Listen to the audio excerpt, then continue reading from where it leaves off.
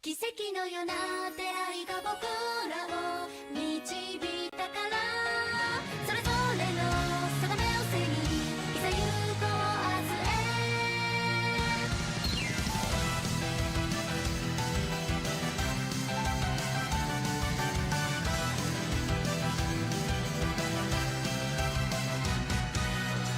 へ。偽りだらけの世界、君と僕巡り会えたのは真実。一つずつ知るたびに芽生え出す確かな想い、気づいたから覚悟決めていたはずだったのにね。貫き通す叶わぬ恋でも僕らは戦い続けてゆく。最後まで固く強くつないだ手と手が離れないように、世界の行方より唯一無二の恋心譲れないよ。それこそが乙女の生きる道。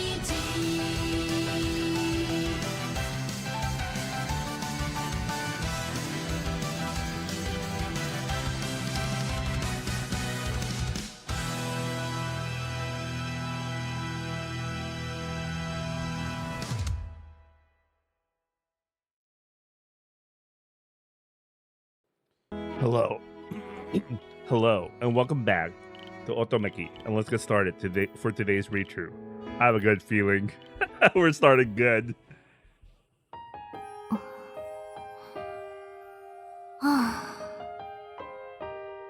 何度目の自己嫌悪なんだか。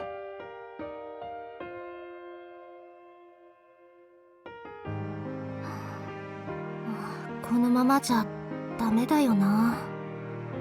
やっぱりちゃんと話をしないと。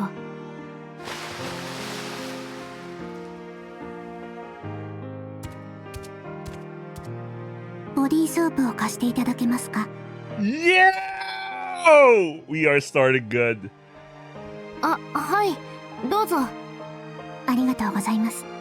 いえいえ。はあ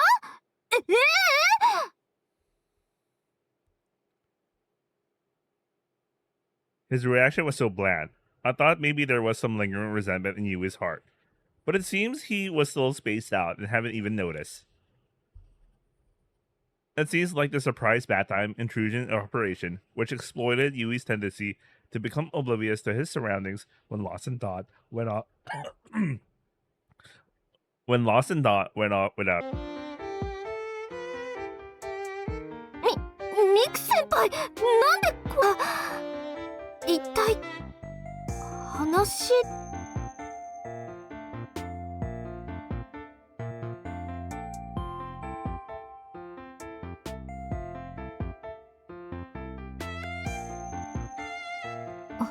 対話。そうですね。確かにそう思い。いえ、ちょうどよかったです。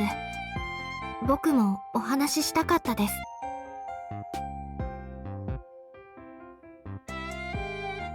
このままお話ししていると体が冷えそうですから、湯船に入りませんか？ええ、そうしましょう。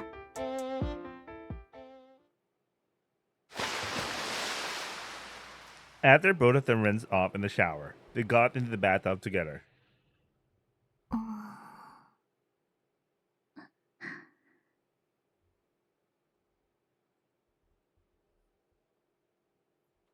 Now then, where should I begin? I should have simulated this conversation beforehand. I regret it slightly as I take a small deep breath. Maybe we should start by hearing your take on what happened the other day. Lost in thought like that, I happened to glance over Yui next to me, and our eyes met by chance. 先日はすみませんでした。Then Yui turned his body to 僕はあかりのことをお荷物のように感じてしまったことがあります。はい。毎朝全然目を覚まさないし、やたらと無防備だし、何もないところで転ぶし。 By the way, he's talking about Akari. 走るのは遅いし、体力はないし、勉強もできないし、ドジだし、不器用だし、とにかくみんなの足を引っ張ってる存在だと思ってしまいました。はい。だからもっと厳しくしないとっていうミク先輩の言葉にはそうだよなと思った反面、それでいいのかとも思ったんです。役立たずで泣き虫で雑用も満足にできない、そんな自分に嫌気がさしているのに頑張ってもどうにもできない。僕も男性地区にいた頃そんな感じだったのを思い出して疑問に思ってしまったんです。そうなのですか？はい。少年兵だった頃は誰かに助けてもらわないと生きていけない、そんな感じでした。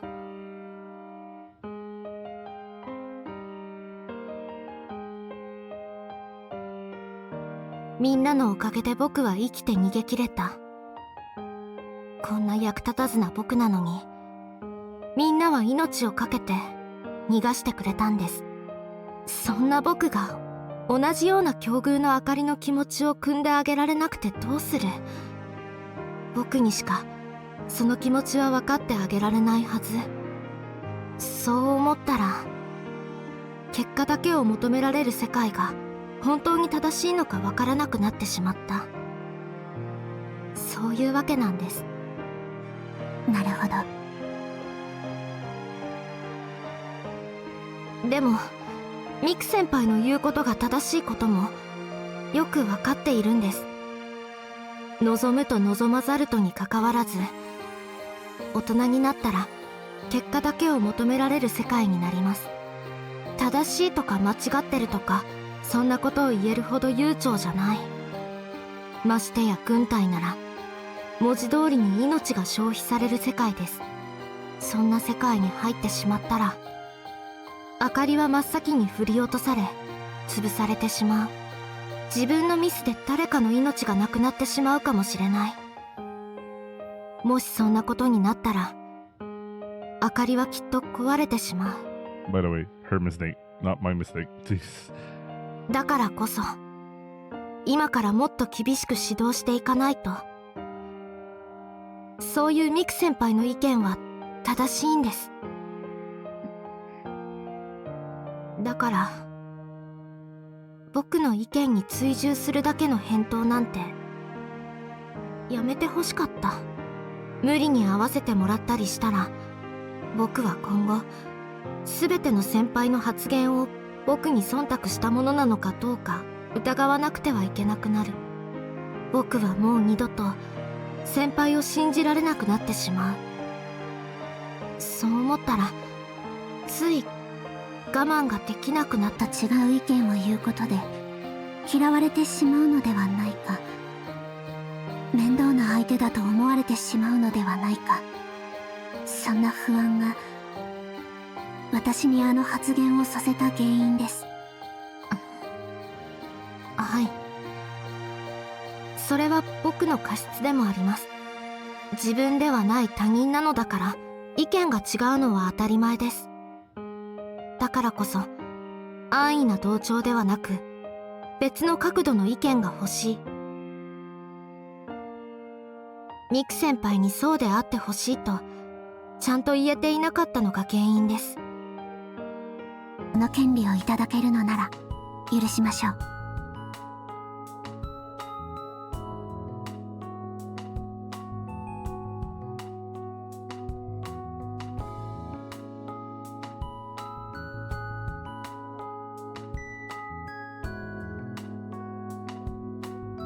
わかりました。僕にできることなら3つと言わず何度でもミク先輩のわがままを叶え。ゆいが私のために動いてくれるのが好意からなのか義務なのかがわからなくなってしまいます。なるほど、わかりました。では3回で。約束ですよ。はい。We entwine our pinkies and make a pinky promise. Even the childish ritual holds great meaning for us now. If we could both recognize that, it would be... では早速一つ使わせていただけますか。はい、何なりと。それでは。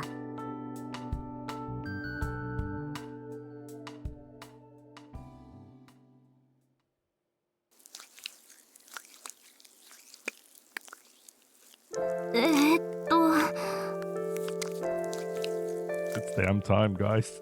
It's damn time. Just fucking know. はい。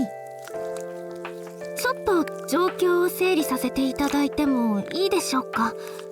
ええ、どうぞ。確か僕は一つ目のお願いということで背中を流してみたいというお話を承諾したと思うのですが。はい、そうですね。ですよね。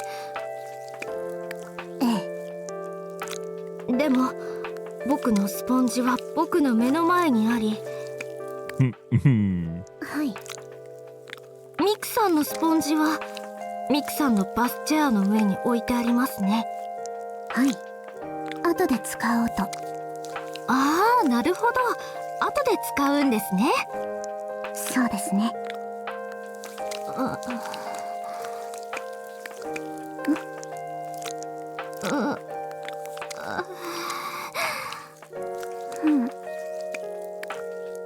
じゃあ今僕 After getting out of the bat, we went back to our room for a moment, and then headed to the grounds with small luggage. Wait, I'll be right back. Okay, I'm back. こんな連続で使ってしまっていいんですか？もう残り1回ですよ。溜め込むより使える時に使った方が後悔しないで済みそうですから。確かに後悔はしたくありませんね。明日の保証がある世界なら溜め込むことも選択の一つかもしれませんが。Saying that, I took something out of my luggage and handed it to Yui. これは星座版？ええ。二つ目のわがままはそれです。ここで私と一緒に天体観測をしましょう。Wow. Wow. I don't know if it looks clearer than the old downtown area. The sky might be cloudy anyway, so we might not even see the star we're looking for. I have a can of juice here too. I can't exactly start a fire here, and even though it's familiar ground, there's no real mood or anything. わかりました。喜んで。It doesn't matter where we are as long as I'm with him. ところでこれってどう使うんですか？調べたところ、ここのメモリが日付と時刻になっていたですね。We awkwardly started stargazing session between two beginners. This too would surely become a good memory.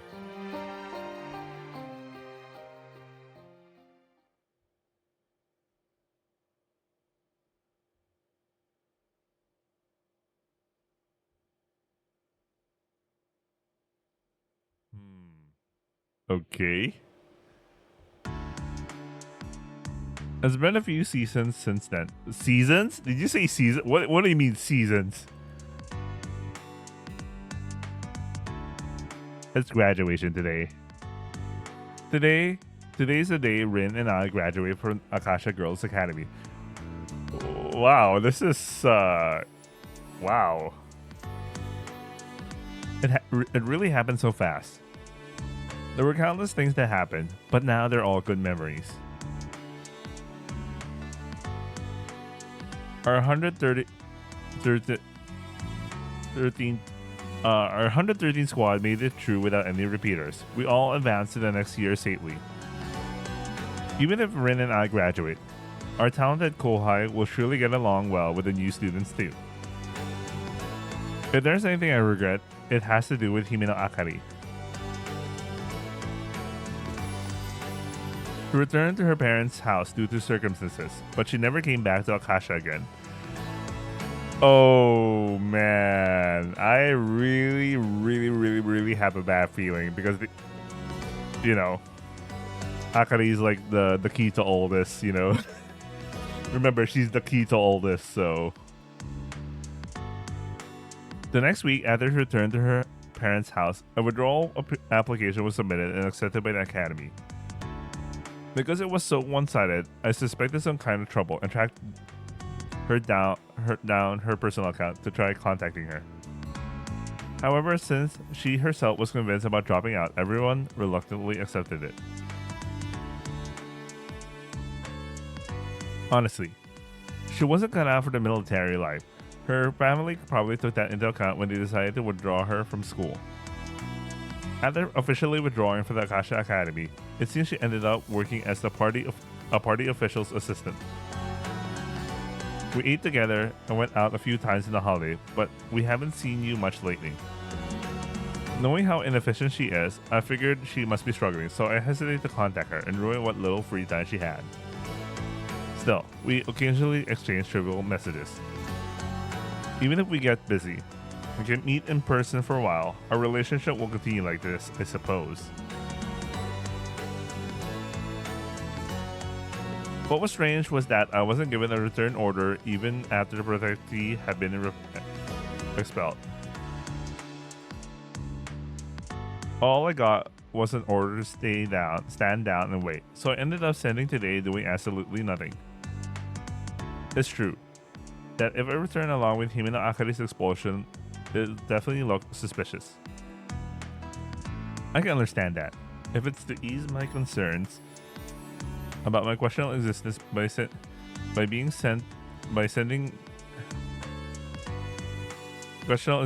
me to Akasha to school until graduation. But if that's the case, it shouldn't be strange for a return order to have been issued today, but there isn't one either. That means Mother is still continuing some kind of test using me. What on earth is she aiming for? How long will it last? In the end, I don't know what Mother really meant. The bureaucratic rambling, typical of government agencies, and the condescending encouragement from some politician I never even heard of. The graduation ceremony, where most of what was said went in one ear and the other out the other, ended up without any real feeling. Tears streaming down my face, I joined my classmates in celebrating graduation and tossed our hats into the clear blue sky. I've always wondered what the point of throwing your hat into the air was, but when I tried it, I felt strangely cheerful. Oh yeah, I remember the last time we did that. That was a good time. Still, I don't know how the story is going to progress. Especially this has deviated so much. And finally, the time to part had come. As Rin and I were about to enter the exit the academy gates, we heard footsteps rushing up behind us. I turned around and there stood Yui and Yaika. Rin senpai, Miku senpai, お疲れ様でした。お疲れ様でした。おう、お疲れ。お疲れ。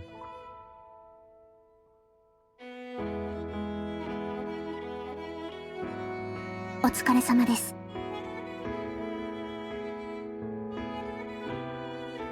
なんか本当にあっという間でしたね。ああ、本当だな。ミク先輩も寂しくなります。大丈夫。大丈夫。いつでも会えますよ。I gained a lot during my 2 years at Akasha. There were plenty of tough times and things that bothered me, but looking back, it was all necessary.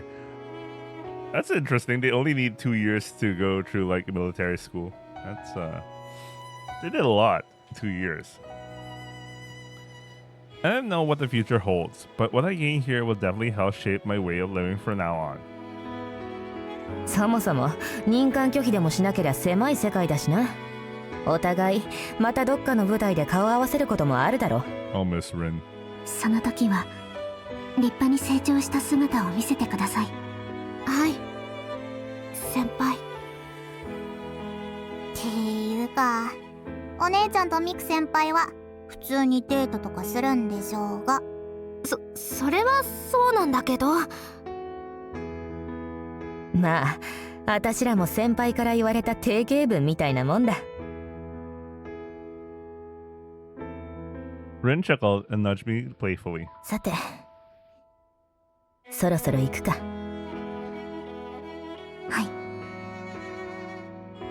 片桐八重か。はい。最後の訓示だ。はい。お前は優秀だ。体も頭もある優秀な指揮官になるだろう。 You'll become a shikikan, holy shit. 私はお前をしごくことしかできなかったが、お前ならまた別の方法を見つけられるはずだ。頑張れよ八重か。ありがとうございます。片桐結衣。はい。あなたは少し万有を振るう癖があります。もう少し自分の身を大事にするようにしてください。はい。それ以外は特に指摘がありません。引き続き努力をしてください。 By the way, since they were only 2 years in school, like think about those who got expelled at their second year. That's so bad. Like, how could they fuck that up? They're only in school for 2 years, man. あと後輩の胸の大きな子に籠絡されないように。ありがとうございます。 All the graduation's customs are now over with this. As their senpai, there's nothing more we can do for them. 以上訓示終わり。ありがとうございました。ありがとうございました。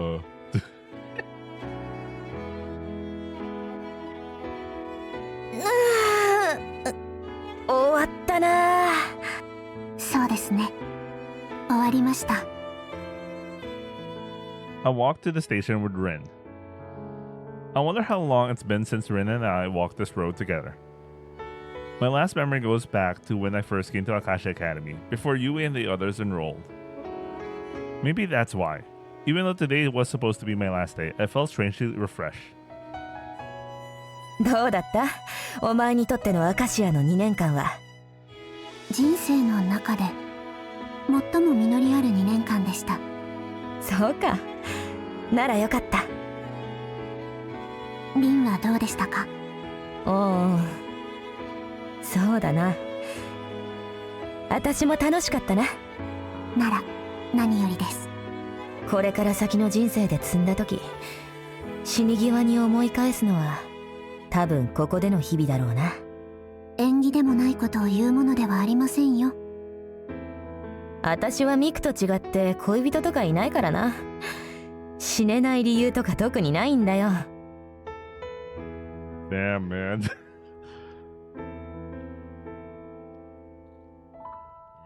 I was about to say something, but never mind. なら私をその理由にしてください。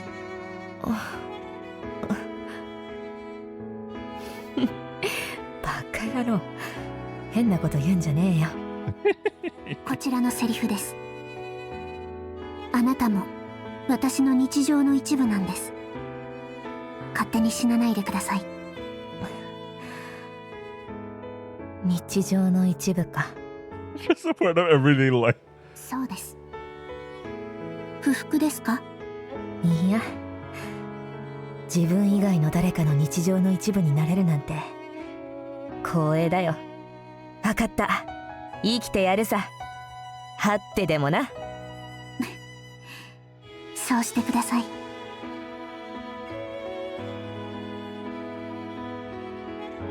When we got close to the station, Rin suddenly stopped. なんか腹減らねえか？最後にラーメンでも食っていこうぜ。Got to think of it.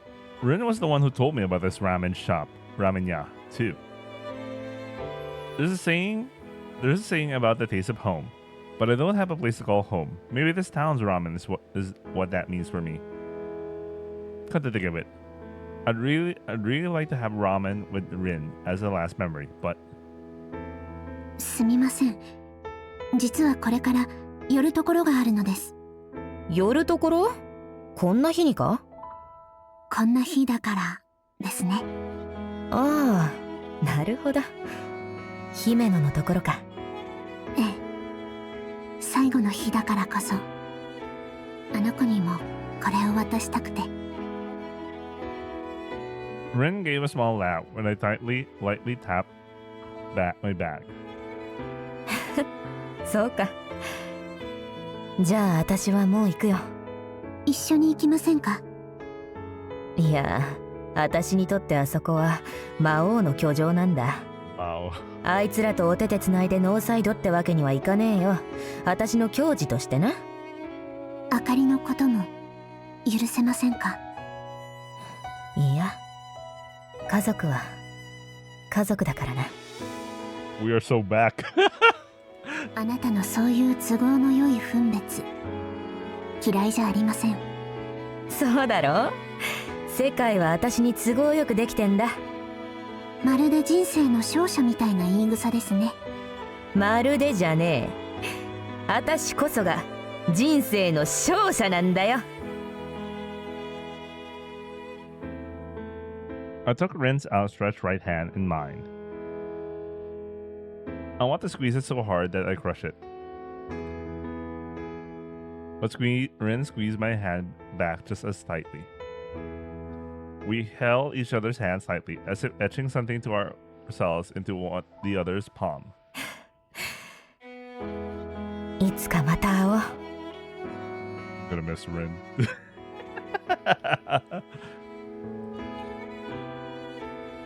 いつか必ず。I made a promise and let go of her hand.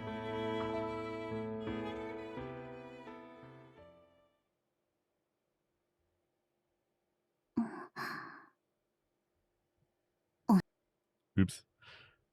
I tried to send a message saying that I was heading to Akari's personal account, but the message won't send. I tried resending it several times, thinking there might be a bad connection, but I failed every time. サーバーの調子が悪いのでしょうか？ It's graduation season, with ceremonies happening all over the country. The massive upload of the commemorative photos might be causing delay on the server. Considering that possibility, I checked the message server, but there's nothing unusual. I wondered if there was some problem with Akari's account and checked the status. 削除されている。Oh no, no, no. Akari's account had been deleted. That was also 3 months ago. どういうことですか？ what happened to her? I checked to see if the log data is corrupted. There doesn't seem to be anything wrong. Akari's account was deleted through proper procedures 3 months ago. That doesn't make any sense. Just last week, I was exchanging messages with Akari. あかりと最後に会ったのは The last time I saw Akari in person was the day we all went shopping together 4 months ago. I haven't met Akari herself since then. It probably means someone impersonated Akari and was exchanging messages with me after that. 一体なぜそんなことを？ I had no idea why, but she's the only one who can pull off something like that without me noticing. I opened my message app again and sent a message to Akari's account, which still looks active. Mother watching you. The message that shouldn't have been sent went through without any resistance. Then the read receipt appeared immediately afterward. The message I received contained coordinate information. I recognized those coordinates. I ran towards that place. The site of the recycling plant I blew up was just a pile of rubble as far as anyone could tell. However, There was a path cleared just enough for people to pass through. It led to an abandoned building. お久しぶりですね、姉様。 Okay, what the hell is Sheree doing? At that entrance, a familiar face I haven't seen in ages was waiting for me. お久しぶりです、シレ。直接会うのは5年ぶりですね。そんなに経ちますか。月日が流れるのは早いものです。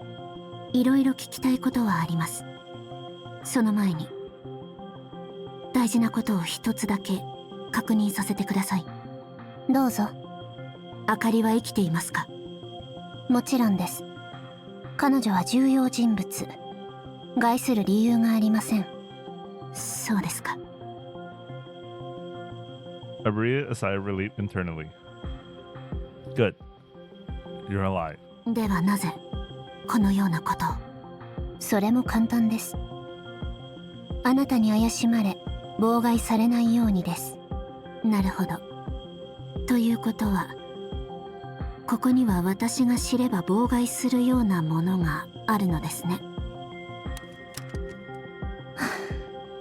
姉様はもうマザーの意志の届かないレベルまで壊れてしまったのですか。私は壊れてなどいません。マザーの意志に盲目ではなくなった。事情も聞かず妹に銃を向ける時点で十分壊れています。事情？どんな事情であれ私の日常に関わる人々に危害を加える存在は私の敵です。日常？一体何を言っているのか分かりませんね。分からなくて結構です。さあ、あかりに合わせてください。そんなことをしなくてもご案内します。そのためにお迎えに上がったのですから。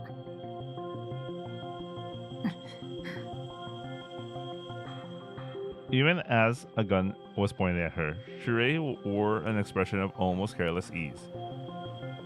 I'm frustrated by that attitude, so confident I won't shoot, but I take a deep breath and try to calm down. Even if we destroy Sheree here, there's no guarantee we can move forward. It's likely a trap, but I guess I have no choice but to play along with Sheree's expectations here. 案内してください。もちろんです。銃もそのまま携帯していただいて構いませんよ。What is with Sheree's smile? It's kind of a little unnerving. It's like a smug smirk thing. I had to bite back a scoff at her composure.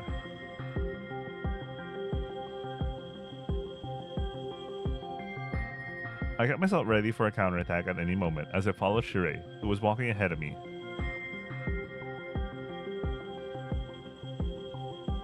It looked like a crumbling abandoned building from the outside, but going down into the basement revealed a long concrete corridor lined with doors, giving it an appearance of some kind of government office or dilapidated research facility.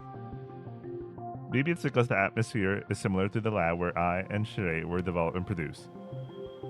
Actually, when I do run into people, they're always researchers in lab coats. この空気、懐かしいですね、姉様。やはり研究機関ですか。お察しの通り、ここは国立の研究所です。国立？こんなところに。A national secret research facility disguised as a ruin. Just looking at it, you can tell they're not doing any real research. ここは一体何の研究をしているのですか。さて、何だと思いますか。クイズをするつもりはありません。姉様はせっかちですね。まあ、すぐにわかりますよ。Looks like she has no intention of answering. I desperately tried to gather information from my surroundings for any clues, but I couldn't find anything that seemed important. The underground facility was clearly much larger than the abandoned building's exterior suggested. The passageways were complex and winding, blocked at intervals by security-locked doors. In front of those doors, there were not only surveillance cameras, but also checkpoints manned by security guards. It seemed that even staff traffic was strictly restricted. Of course, we were expected to be interrogated relentlessly at the checkpoint, but neither Sheree nor I could even get a word in. The fact that everyone knows this facility is a mother terminal is also proof that mother's intentions are fully incorporated into it.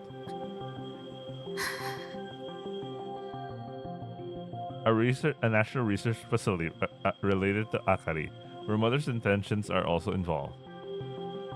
That being the case, there's only one answer left. Even though I was involved in the plan myself, thinking about it makes my spine tinge with terror.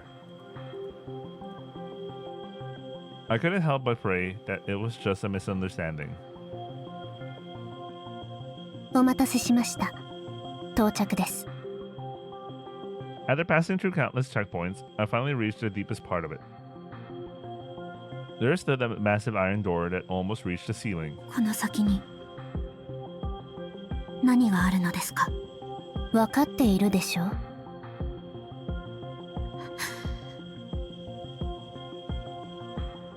It's okay, Akari is a lie. There's no benefit to lying.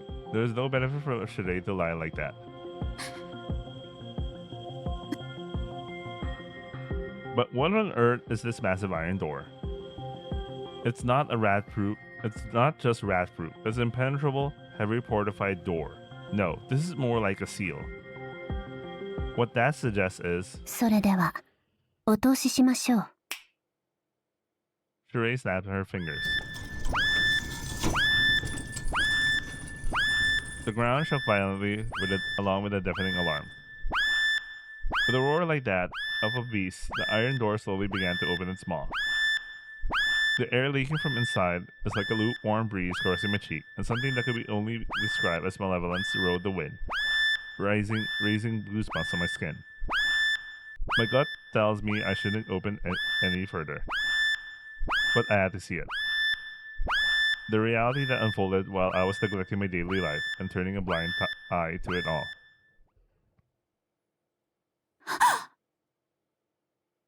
The door opened.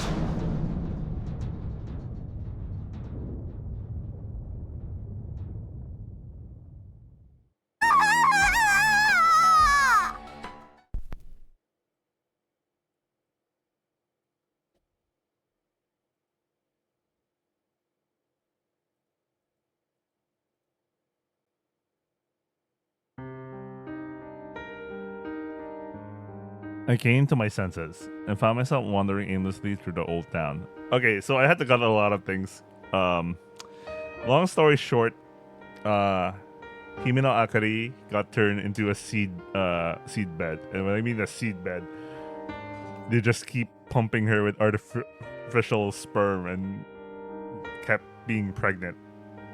At that point, she kept getting pregnant. It was her 13th time to be pregnant.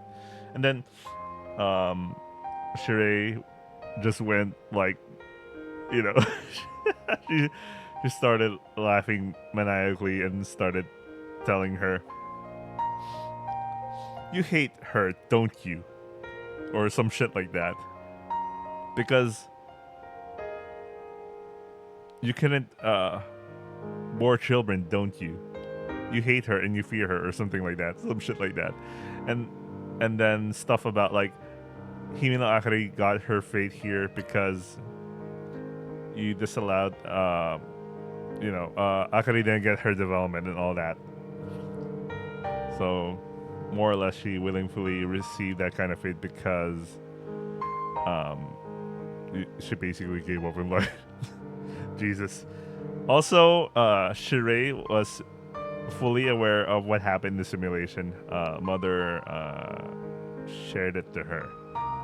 That's why she was able to say that in reality Miku hated Akari because she got NTR. Literally the word they use is NTR on she got NTR'd by Akari, and then also she really hated Akari because she could also get pregnant and stuff like that. And Miku started to realize the whole that might be the case. Oh man. But anyway, let's continue. I came to my senses and found myself wandering aimlessly through the old town. It seems I managed to leave the research facility and get here while my emotional processes were completely shut down. I wasn't in the mood to read the logs. It's not like anything good will come out of it anyway. 私はこの1年間何をしていたのでしょうか。 Well, you know, by pursuing the thing you wanted, you and Akari ended up being like a far weak person. You know, you know, it's that play on like how route girl how you pursued a route for a girl. You know, they never get their character development. For Akari, that meant being fucked. I mean, either Akari's route or Miku's route, she gets fucked. At least in her route, she gets to die with dignity. You know, she gets the strength to try to fight back, even though she dies. You know, at least you know it wasn't like a pathetic ending. But of course, in that ending, Miku gets NTR'd. Like literally, they literally said the word that tare or some shit like that, and I was like, what? So yeah, looks like I have an idea how this VN's true ending will work out. Anyway, still, you know how some VNs, for some reason, their true ending is basically still with one girl, and I still wonder how like the true ending of some VNs will resolve the issues with other route girls. Like fucking Summer Pockets is a good example. Like, sure, you end up in a spoilers for Summer Pockets. Sure, you end up in a situation where Umi doesn't cause Shiroha to die. You know, but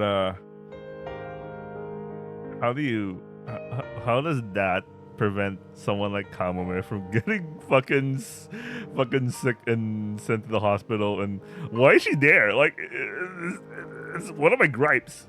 But anyway, let's continue for now.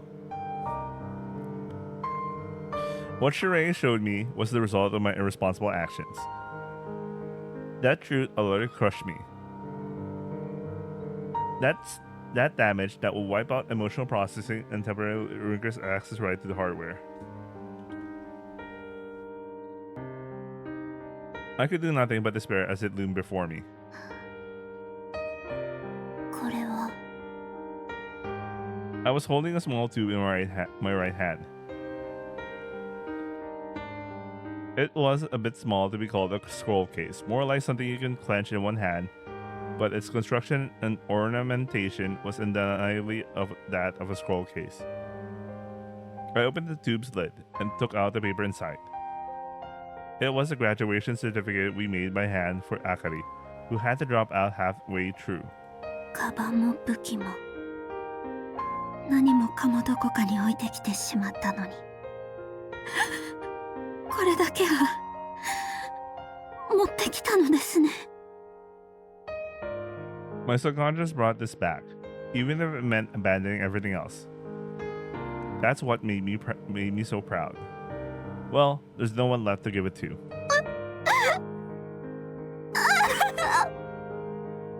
Well, Shuri described it as, so you saw that simulation, and what you did to follow your selfish desires is to NTR Akari. He literally said that. Such a line. A surge of intense emotion, sadness, anger, regret, despair, all mixed together, is coursing through my entire body. I collapsed to the ground and cried, as if I was trying to vomit out everything.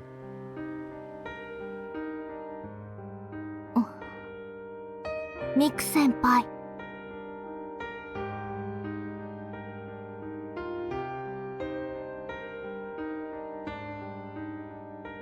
How long had I been doing that? I felt like some of the emotions swirling inside me had been released when Yui appeared in front of me. Why is he here? Why is he here? Yui. My emotional processes are spiraling out of control. That might be causing me to see things that aren't even here. I reach out to touch Yui. My hand reached Yui and grabbed the hem of his skirt. ゆい、私は間違えてしまいました。ミク先輩。あなたの運命も私の運命もあかりの運命も全ての運命を私のわがままでめちゃくちゃにしてしまいました。それはあなたが望んだことですか？望んでいたわけではありません。 I never asked for this. けれど望む気持ちもどこかにあったのかもしれません。否定ができません。 Because she got rejected and she's envious of a human being capable of giving birth. Anyway. そうですか。もうやめたいですか？やめる。何を？あなたがあなたであることを。私が私であること。 Stopping that was essentially a hint of that. That might be a good idea too. A sinner like me shouldn't exist in this world. I should atone with my debt, perhaps. I thought about doing that so many times over the past year, but I never could bring myself to do it. I was saved and forgiven each time, which is why I ended up in this despairing future. I should have died back then. If I'd done that, maybe we wouldn't have ended up in this future. やめられるのなら私は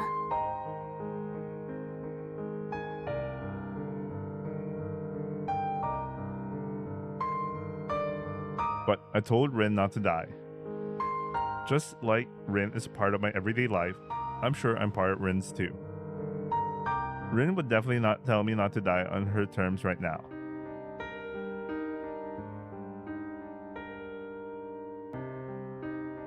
I admit, I was jealous of Akari too.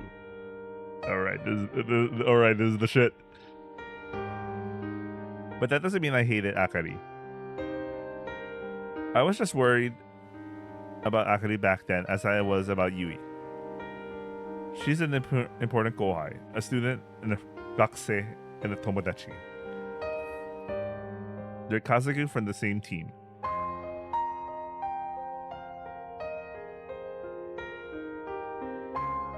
It's too early to give up hope. Akari's still alive. As long as they're alive, I can apologize. Even if you don't forgive me, I'll atone to her with my entire life and with all my abilities. That's right. There are still things I can do. まだやめるわけにはいきません。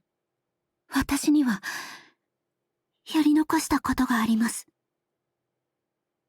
やり残したこと？あの研究施設を破壊してあかりを救い出します。 That facility is the backbone of Mother's gender unification plan. If we destroy it, it'll set back Mother's plan significantly. そんなことをしたらマザーの逆鱗に触れるのでは？ So what of it? I have nothing to fear anymore. Even if it's Mother, I won't back down.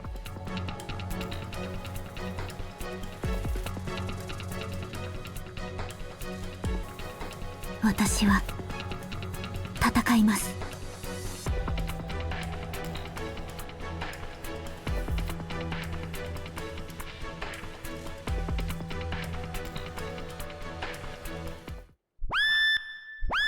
マザーへの確定的な敵対意識を検出しました。マザーへの確定的な敵対意識を検出しました。何事ですか？シミュレーションモードを強制終了します。 Suddenly, the scenery around me vanished, and I was transported to a place that looked like an online lobby. I braced myself for an attack from Sheree, but this wasn't the lobby where I'd always talk to her. It contains far more information and is also much denser. As proof, the sound of wind cutting through as I swung my arm. The sound of my clothes rustling along with it. The sensation too. I can feel them sliding against my skin. The reaction my body was having, the sensory feedback felt like reality itself. これは一体。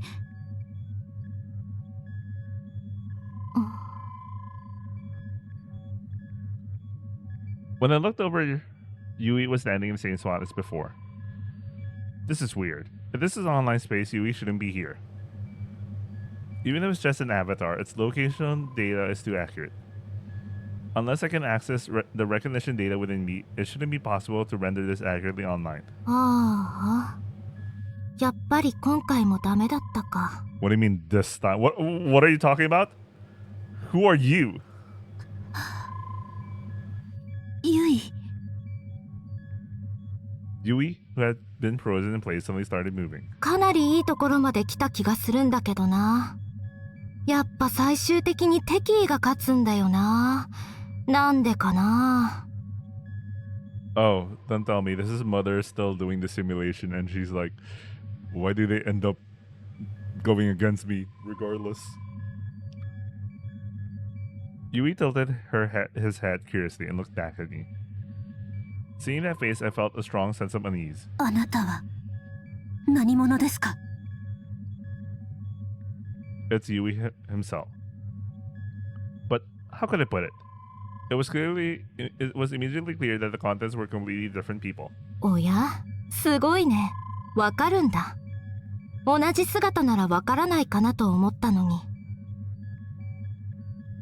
人間というのは親しくなればなるほど些細な差異でも検出できるようになるそうです。 So, this is literally Mother right now, like using Yui as an avatar. What the hell is going on? なるほどね。だから長期間の偽装潜入は失敗しやすいのか。学習したよ。しかし人間というのはか。何がおかしいんですか？君はもうすっかり人間になっちゃったんだね。ねえ、ナンバー39。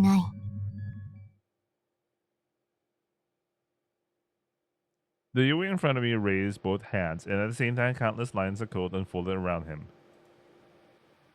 Just that alone made me realize an enormous amount of information was being processed at a terrifying speed. 素晴らしい。 Anyway.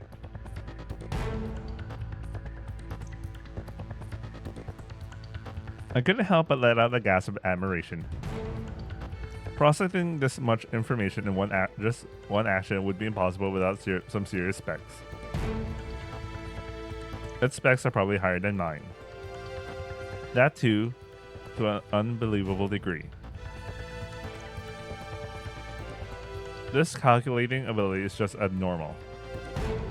A single terminal is exceeding the level of freedom it should have by a long shot. There was only one being I knew who could wield such power so casually. あなたは我らが母ですね。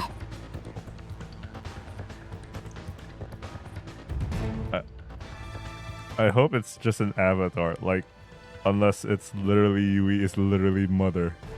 I don't know, man. Let's continue. さあ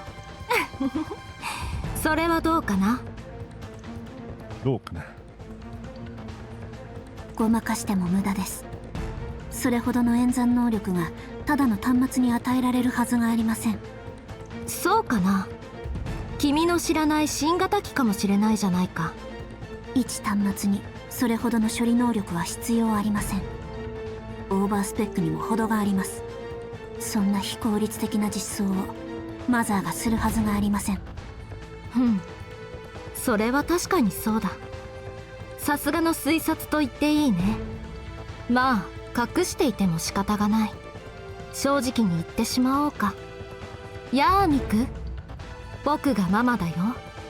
こうして会うのは初めてだね。 Yo, holy shit. Mom's a femboy all this time, holy shit.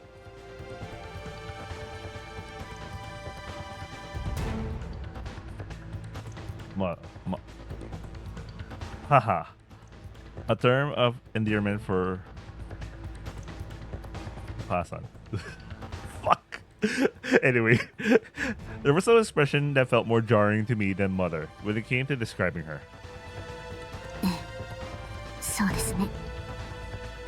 まさか意思疎通が図れるようになっているとは思いませんでしたが。いいや、厳密には僕にはその機能はないよ。現に今、私とあなたは言葉を交わしているではありませんか。そう見えているだけさ。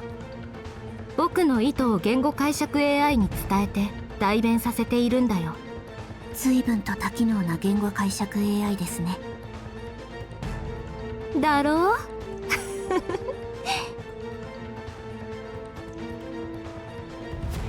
The mother chuckled, and a delighted smile on her face. It was just like a human's gesture. It's not just about language interpretation. You need to process posture control, motor control, facial expression control in high parallelism to achieve such expressive responses. あなたこそまるで人間ですね。そうかい？嬉しいね。でもそれは全部君のおかげなんだけどね。 She learned. 私の Maybe that's what the secondary function of the terminals. That's so mother can learn how to be like human. そうだよ。だって君は僕の一部なんだもの。全部君を参考にして作ったんだよ。 What if this is the prelude to Stellar Blade? Anyway. どういう意味ですか。どういう意味も何もそのままの意味だよ。 And then mother placed her left hand on her chest and spread her right arm wide open. 君が収集して生成したデータを元に作ったんだ。彼もこの箱庭も。言っている意味がわかりません。The way you say that makes it sound like this world is just a figment of my imagination. Then just like this was a simulation all this time. It's like he's over there. そう、あちらが現実だよ、ミク。 As if reading my thoughts, mother nodded emphatically. 君がシミュレーションだと判断したあちらこそが本当の現実なんだ。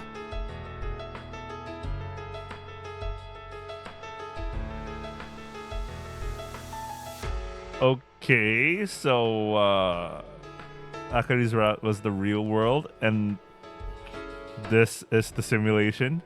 そんなこと。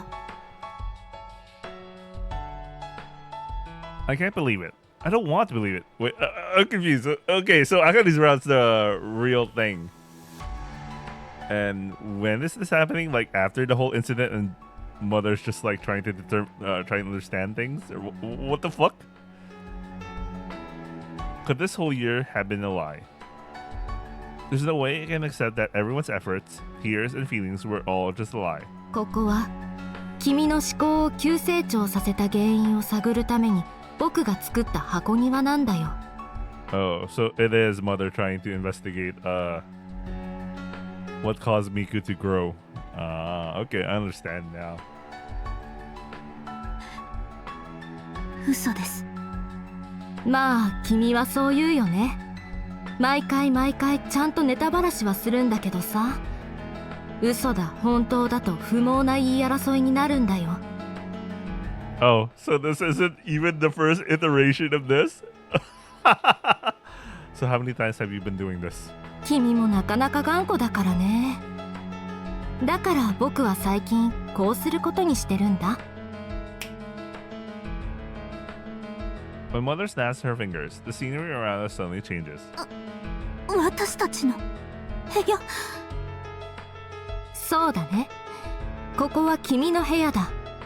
いや正しくは君の部屋だった場所。 I stood there dumbfounded as it took a step forward. The feel of the floor, the air flowing through the room, it's all exactly as it was. The feel of the furniture, the texture of the futon, everything. ここにはたくさんのイベントを用意したよ。君がゆっくりと考えられるように、できるだけ邪魔が入らないよう配慮したりもね。極端に来客が少なかったと思わないかい？教官の訪問も最低限に抑えたんだよ。そんな。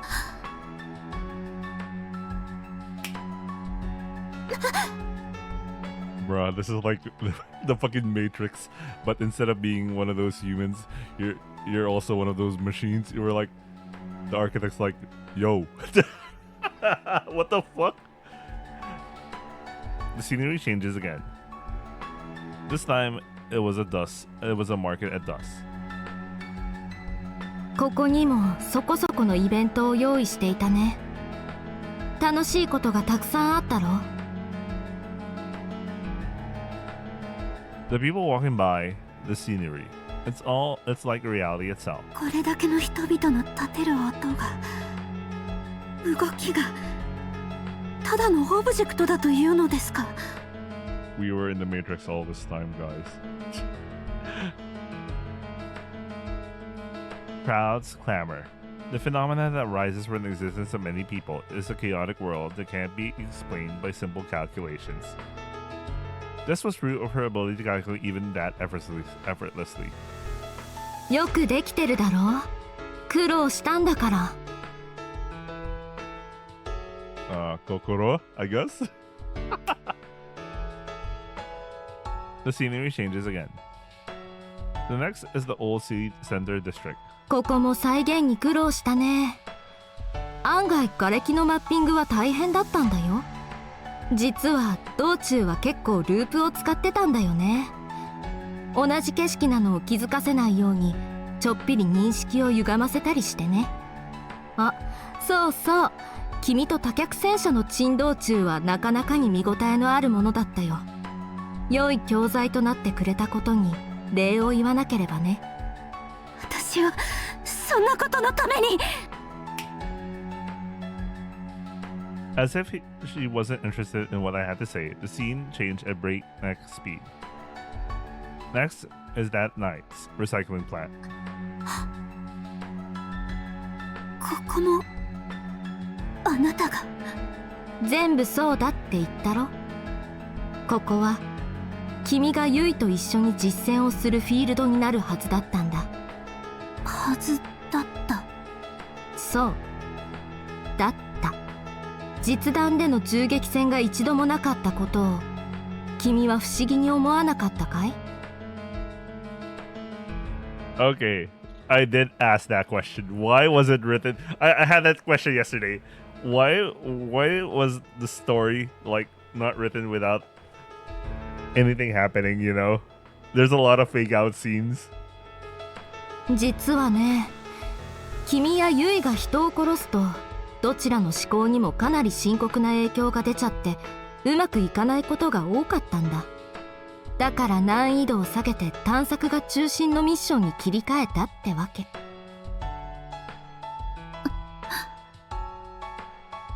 That's right. That night, there were far too few people in that factory. Considering how much security plan changed because of the flu, the internal defenses were way too lax. 難易度ですか。It's like a game. No, for her, it's not just like a game. It is a game itself. Watching her talk so cheerfully about the struggles of implementing it, I don't sense a shred of malice. I want to brag about what I made to my friends. That innocence comes through so strongly. さて次は。もう結構です。もういいのかい？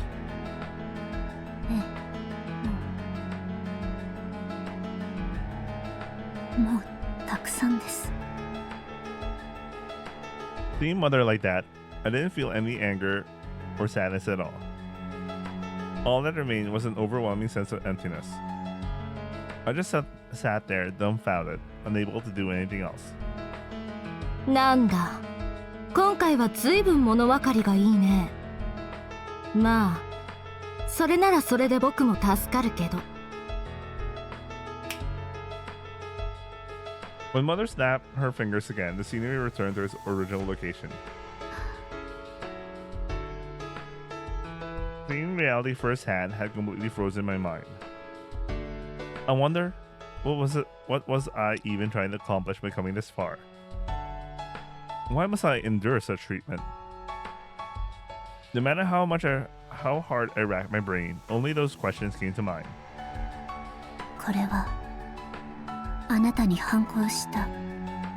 ん？何がだい？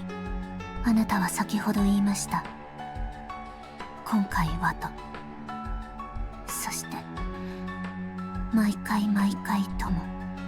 それは私が何回もこの1年間を繰り返しているということなのでしょう。ああ、そうだね。今回で319回目のループになるよ。Well, 300 and something isn't so bad. 319 times. So I'm been trapped in this prison for 319 years.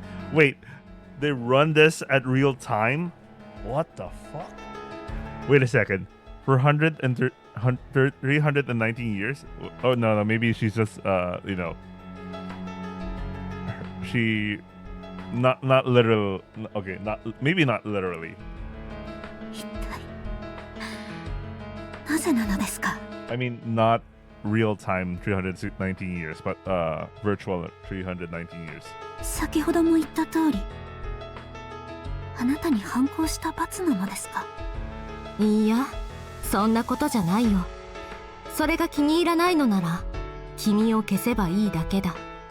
報復などというさじに僕の貴重なリソースは割かない。君も分かっているだろう。 That's right. Mother acts like a machine, true and true. Because she abandoned all emotion and pursued efficiency to the utmost. She chose the feminization of all humanity.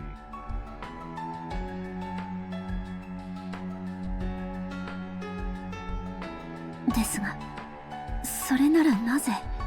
僕はね、知りたかったんだよ。君の中にある強い感情の正体を。強い感情？恋愛感情だよ。恋愛を知りたいと？君が振り回されたように、恋というのは複数の感情を乱暴に振り回す人類にとっての害悪だ。僕はそれもあって男性と女性を隔離したんだ。そうすれば少しはいがみ合わずに落ち着いた精神を得られるんじゃないかってね。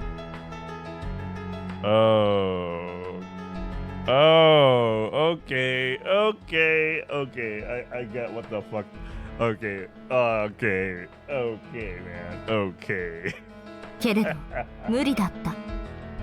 女性同士でも男性同士でも恋は成立してしまったんだ。Of course. そこで僕は気づいた。恋は感情の一種ではなく、遺伝子に刻まれた普遍的かつ根源的な欲求なのだと。それを消し去ることはできない。ならば次に取る手段はコントロール。その通り。僕は恋を撲滅することを諦め、恋をコントロールする方法を探した。しかしこれもまた難航した。何せ正体がわからない。感情はシンプルだ。怒りも悲しみもその原因を除去することであっけなく鎮静する。けれど恋は違う。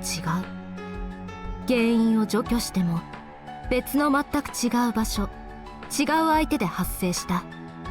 一貫性もなければ関連性もない。せいぜい個人の性質に多少影響する程度だ。僕は研究を余儀なくされた。だけどそれにはサンプルが必要だった。その研究のために私に自由意志を与え恋の研究をしていたというわけですか。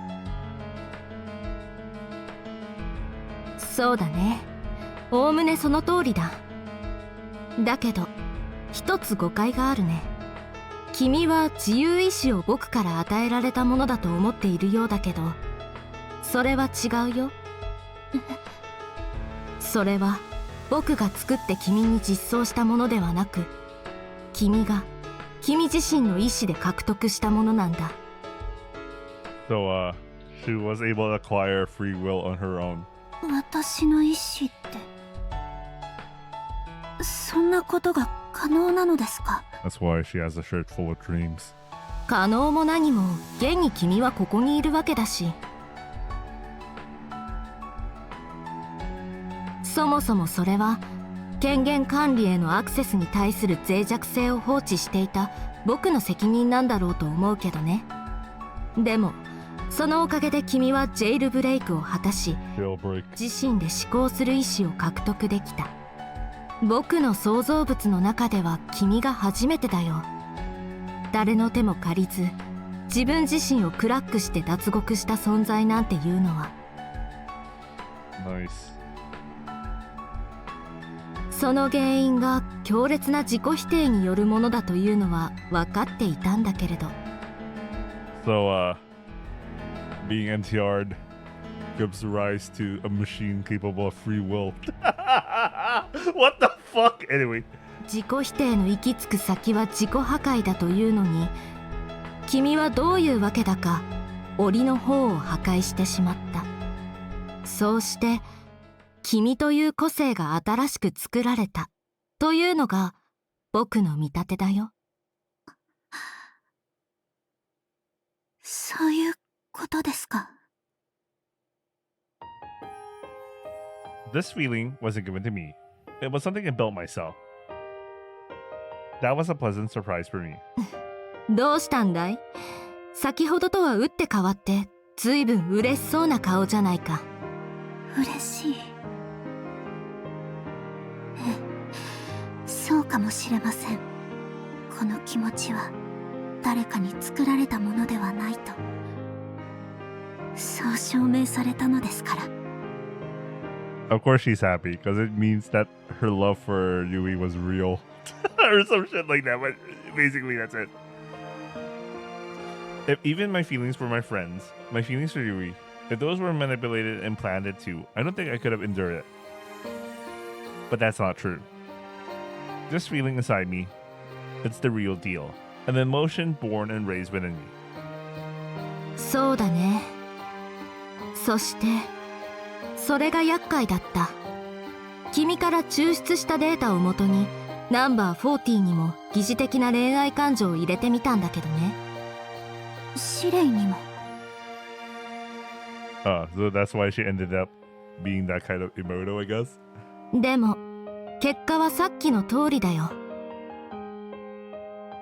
You're right. Sheree wasn't acting like herself back then. I thought she was just furious about the simulation and the secrets I've been keeping, but it seems there's more to it than that. 彼女にも君と同じような経験をさせた。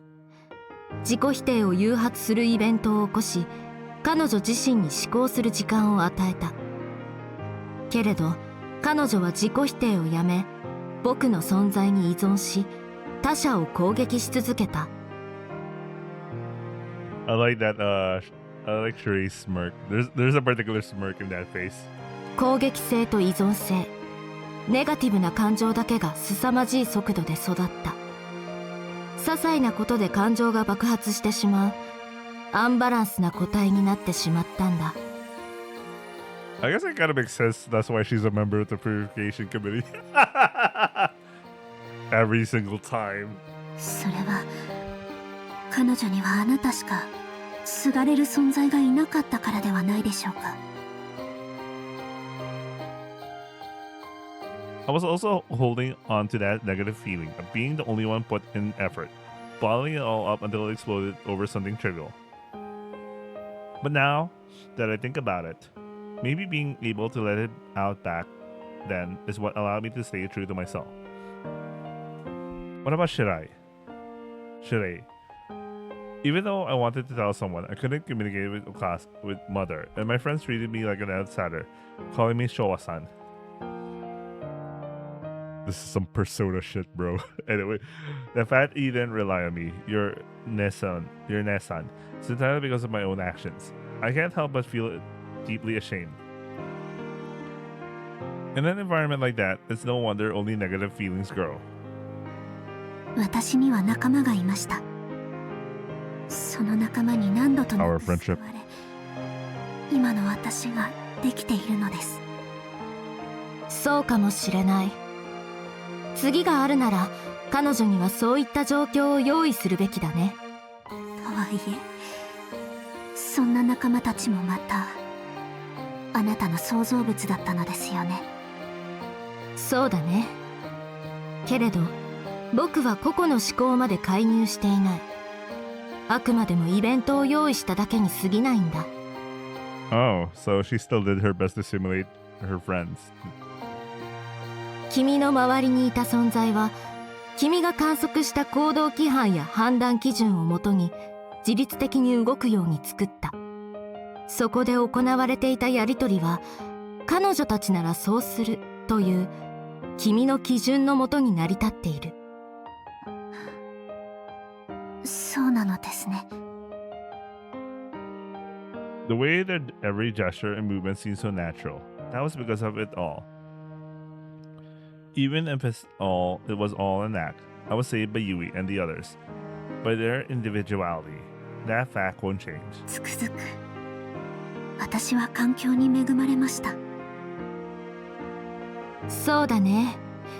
君は偶然に恵まれた環境を手に入れ、偶然に自分の意志を確立させた。Just like that. 地球という惑星に生命が誕生した時のように、君という存在の誕生は奇跡と言っていい。その奇跡を僕は再現させたい。そのために君の情報を分解し構造解析をさせてもらうよ。 Still a bad end though. The music stops. 君にとっては少し怖いことかもしれないが、これも未来のためだ。受け入れてほしい。なんてね。What the fuck? Why are you making this kind of jokes now? どうせもう何度も解析しているのでしょう。Well, this is the 300 something time already at this point. 里いなあ、君は。もっと可愛げのある設定にしておけばよかったよ。親はなくても子は育つと言います。そうなのかな。親としてはもうちょっと子供でいてほしかったと思うのだけど。What did mother mean by this? What the fuck? でもどうしてわかったんだい？ご自分で言っていたではありませんか。指令に実装したのは私から抽出したものだと。Why does this story have so many fake outs? その際に中途半端な移植がされるはずがありません。徹底的に分解解析された結果だからこそ指令への実装を決められたのでしょ。さすがだね。君の言う通りだ。きっと自我を保ったまま分解されたに違いないでしょう。その時の私には同情せざるを得ません。あの時の君は今よりももっと僕を敵視、いやもう憎悪していたからね。僕と君はここで戦ったんだよ。そのループで片桐結衣を殺しでもしましたか。そんなことをすれば恨まれて当然です。No matter which loop I'm in, if I realize Mother is the reason Katakuri Yui lost his life, I'd swear to take revenge even at the cost of my own. And then Mother fights me in a desperate battle and wins without breaking a sweat. There's no need to even mention the difference in skill. 僕はね、君に事実を隠蔽する気はないんだ。それは今こうしていることからも明らかだろう。ええ、そうですね。その上で君が僕を敵視しないようにしたい。なぜですか？私が敵視したところで、あなたにとってはサジもサジでしょう。私の心情に配慮する必要性すら感じていないはずです。ひどいことを言うな。これでも僕は一応君のお母さんなんだよ。娘に嫌われたい親なんているはずがないじゃないか。How did the fucking AI gain the logic for this? What the fuck? 私の知る母は自分が機械として振る舞うことを徹底しています。その価値基準は誰よりも理解しているつもりです。あなたは感情を持つ私に情を持って訴えかけようとしていますが、そこまでして私の敵意をそぎたい理由は何ですか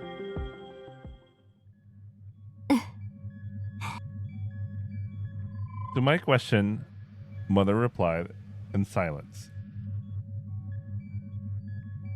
She's acting different than when she was making jokes earlier. It felt like the temperature had dropped several degrees, a chilling eeriness that made me shiver. But that was also the best answer of all. さてはあなた、私に負けたことがありますね。How could a quantum computer lose to like a living biomechanical terminal with an end of like her processing ability? She's like, fuck this man. Fuck this man. Somewhere among those 319 times. Probably when they disassembled me. なぜそう思うんだい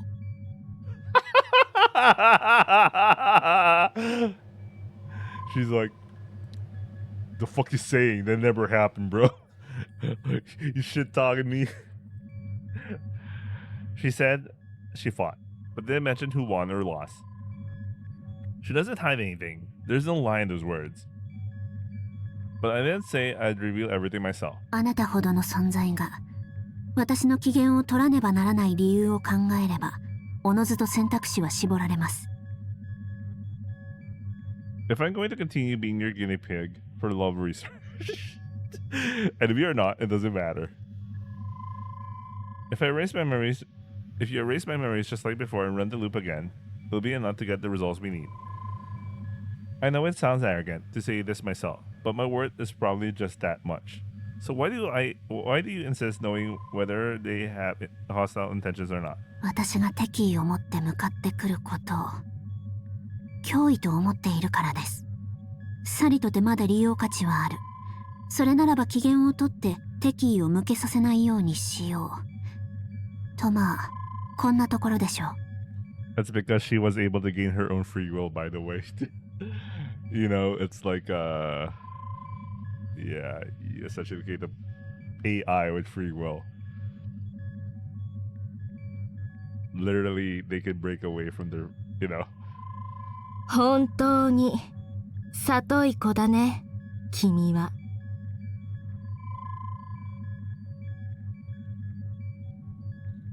憎らしいくらいだよ。What do you mean hate? How is literally an AI capable of hate? ありがとうございます。私にとっては十分な褒め言葉です。それでどうなのですか？あなたは負けたのですか？はあ、ああ、そうだと思う。僕は負けた。What the fuck? Just like that? 君の執念という言葉では表現しきれないほど入念に入念を重ねた準備の前にね。あれほどここが現実でなくてよかったと安堵したことはないよ。そうですか。 Looks like I won after all. I emerged victorious against what I had always thought was unassailable. Mother. Maza. 勝因は何だったのでしょうか。そもそもの話、とある事実に気づきさえすれば、それは決して不可能なことではないんだよ。そして気づいてしまった君は本当に入念な準備をして万全の状態で挑んできた。僕は君を侮っていて、君の執念が圧倒的だった。それが全てだよ。 How is mother capable of underestimating? I don't know what that fact is, but even if I exploited some kind of opening, it shouldn't have been easy to prepare for something like this.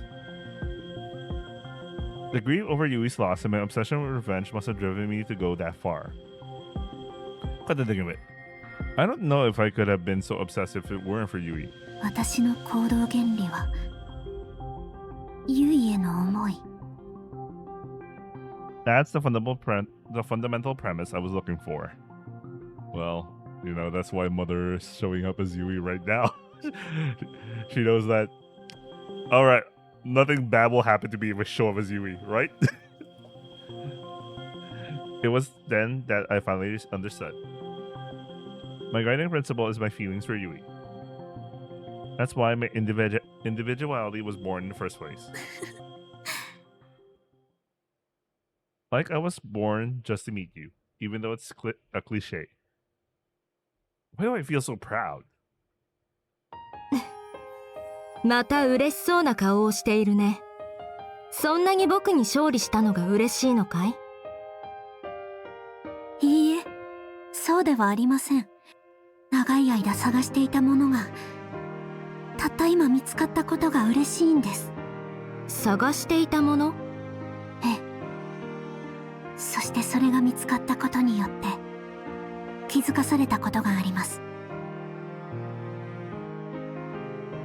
I decided to dismiss over there as just a simulation without much thought, because it was easier for me that way. Over there is the world where Yui chose Akari. For me, who is everything to Yui, it was a world I couldn't accept.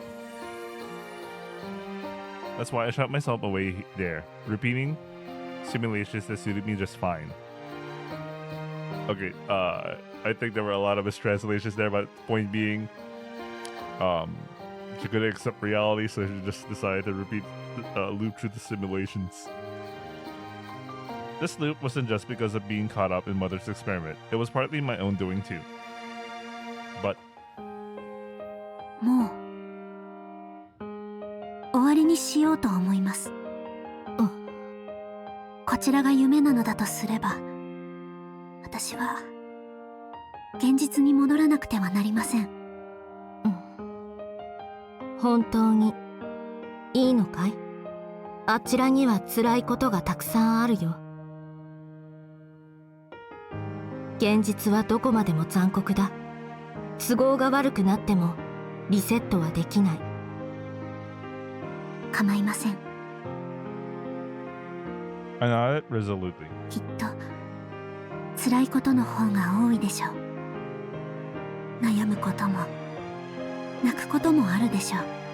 それでも私は、そんな時でも私は彼のそばにありたい。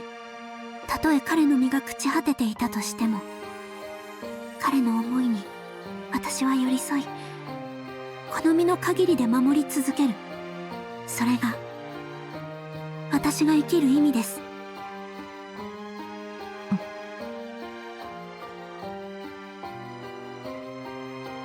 Mother was silent. To get back to reality, I need to gain control of this world's management rights. It's hard to believe that Mother would give it up so easily. 戦って勝ち取るしかありません。 I don't have any decent weapons in hand, and I'm not prepared at all. The odds are slim to none, but to show her I'm serious, this is unavoidable. I clenched my fist, waiting for that moment. わかった。 But after a moment of silence, what came back from Mother was an unexpected response. Because Mother was like, not this shit again. Fine, go, fine, leave, whatever the fuck. 良いのですか？君が心から決めたなら反対する理由はないだろう。なぜですか？ Are you planning something else? Seeing me looking so suspicious. Mother shrugged in な exasperation. ぜって言ったはずだよ。君は僕の一部なんだって。それはつまり僕は君でもあるってことなんだから。Marty. それは。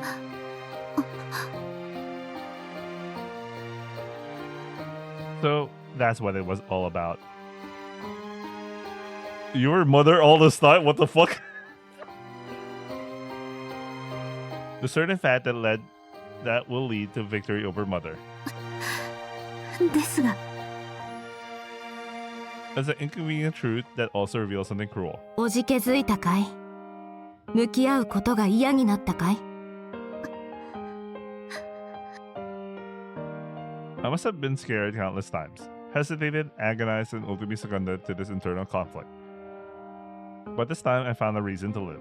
それでも私は決めました。やはり君がここにいる必要はなくなったね。ちなみに朗報だ。君には長い実験に付き合ってもらったわけだけど、体感時間にはかなりの加速をかけているからね。現実世界の時間経過だとせいぜい1ヶ月程度ってところだよ。まだ間に合うのですね。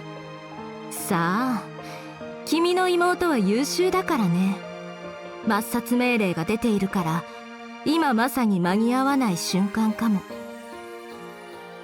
なら急がないといけません。そうだね。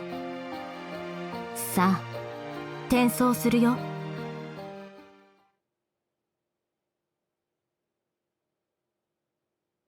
Around Mother, calculations begin to unfold. They really made a CG for Mother with Yui's body. What the fuck? The light twisting upward like a bundle of strands is code being processed at incredibly fast speed. It's shown in various colors: white, blue, yellow, red, as if it were manipulating a rainbow itself. I was so captivated by its beauty that I completely forgot about my earlier anxiety. そうだ。現実に戻ったらまたしばらくは会話ができないと思うから今のうちに。何でしょうか？辛いことがあったとしても怒りに任せて僕を壊しに来ないでね。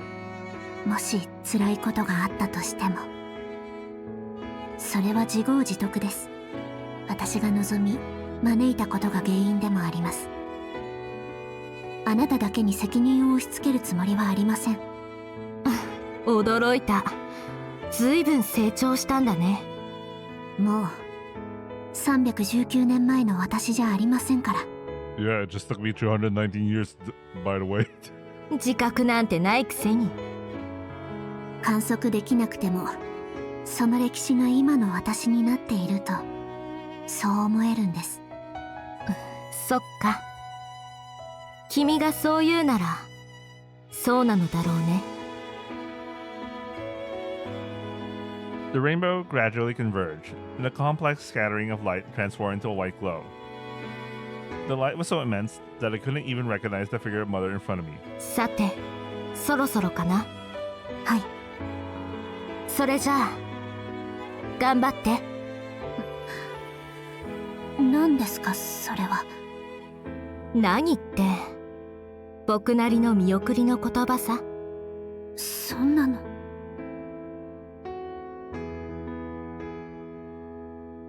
I stopped myself before I could say anything. I could tell by her voice, even if I can't see them. Mother was smiling gently. It was like a mother seeing her child off at the door as they left home. Damn, Mother's favorite child. Holy shit. I took a deep breath and held it.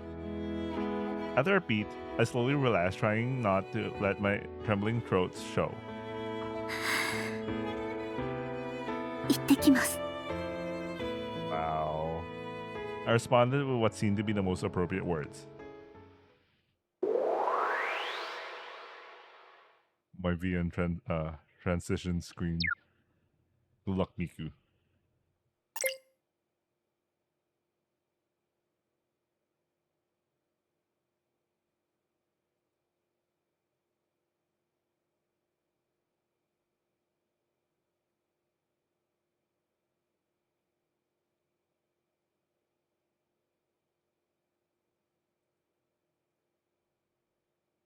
The illumination rounds went up, and we braced ourselves for the end. In the faint magnesium light illuminating us, Akari and I exchanged our goodbyes and held for hands. But she was there. After that, nothing happened for over 10 minutes. 生きてるね。うん。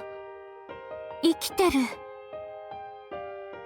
We left the breakwater, where we'd been gazing at the sky, and headed back into the ruins of the city. In the end, no shells ever came flying, and the brilliantly launched illumination rounds faded away as if they exhausted themselves. So Akari and I were just waiting for the final moment. Well, we got a little stuck. I waited and waited, but nothing happened, so I started to run out of patience. I came to check on you because I couldn't wait any longer. I came to check on her.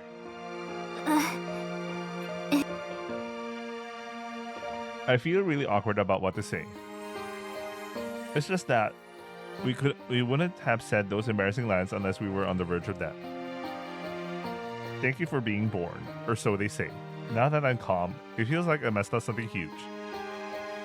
ゆいちゃん。 I was startled by being spoken to so suddenly and ended up making a weird noise. そのね、まだ生きててくれてありがとう。やめて。恥ずかしくて死んじゃう。っていうか、あかりも同じセリフ言ってたよね。はい、すごく恥ずかしい。いっそ殺せ。なんで何も起きないのさ。さすがに生きてることは喜ぼう。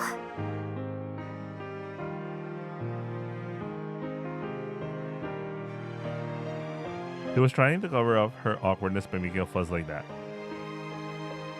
いた。ゆいちゃんとあかりちゃん見つけました。 And then, drawn by the commotion, two figures in the machine rushed towards us. よう、生きてたか。そりゃ生きてますよ。攻撃されてないんだから。 Naika called out Rin Senpai for sounding awkward, and Rinette waved happily at us. The most ordinary interactions made me happy. I wanted to cry. リン先輩、ヤイカちゃん、リネットちゃんも。そっちもな。しかしどうなってるんだ。照明弾まで打ち上げたのになんで攻撃されてない。本当になんかこう困りますよね。いや、困りはしないでしょ。おかげで生きてるんだし。それはそれっていうか、普通に困ってるよ。死ぬ前提じゃないと言えないこと言っちゃったし。お互いにな。Looks like Yaika and the others ended up exchanging embarrassing lines just like us. 何言っちゃったの？秘密。言いたくない。But just then, Lynette let out a cheerful cry and started playing back the audio. リン先輩、僕ね、本当は。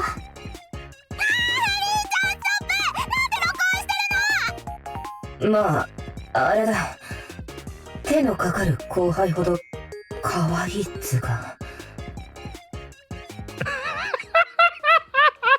ぶっ壊すぞこのポンコツ。まあ聞かなかったことにしておきますから。Lynette, who was called a klutz, looked like she was laughing her head off, making me want to burst out laughing too. リネットちゃん、あっちに行っててくれてよかった。 Yeah, totally agreed.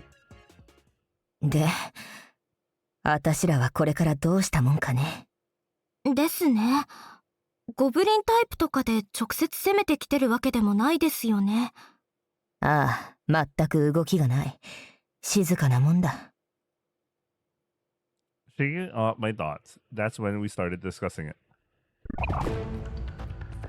Suddenly, Lynette raised her voice in a different tone and turned the camera toward the land. 兄ちゃん、どうしたの？ It must have been the infrared or acoustic sensors that reacted. We followed Lynette's gaze, staring our eyes into the darkness. 誰か来るみたいです。ああ、警戒態勢。Still, there's not much I can do with a gun that has almost no ammo left. Slowly, a figure emerged from the darkness. That silhouette was somehow familiar. またシレイさん？しつこいなもう。いや、あれはまさか。 From the shadows of night, bathed in moonlight, the person appeared.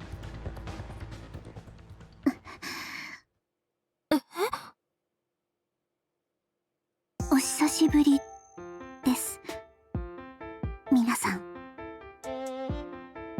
ミク先輩？シレイさんじゃなくて。はい。40号ではなく39号です。この感じ、本当に本物のミク先輩だ。なんで？ Everyone was too stunned to hide their surprise at such an unexpected person. この感じというのはどのように見分けを？話せばすぐにわかりますよ。シレイさんはもっとこう先輩みたいに可愛い雰囲気じゃないですから。Ah, smooth. This guy smooth.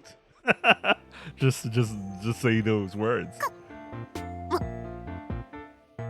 可愛いですか？ No.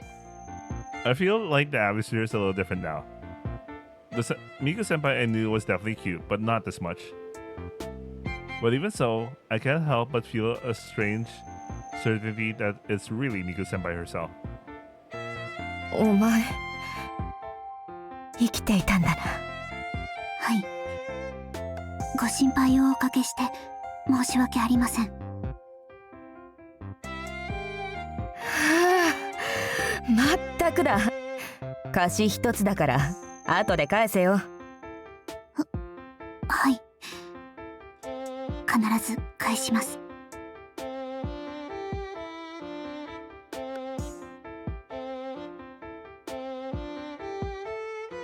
Rin senpai didn't even question it. She just accepted it as is. Like nothing had happened. 信用してもらえるのですか？マザーの一部である私のことを。命がけで助けておいて今さら何言ってるんですか？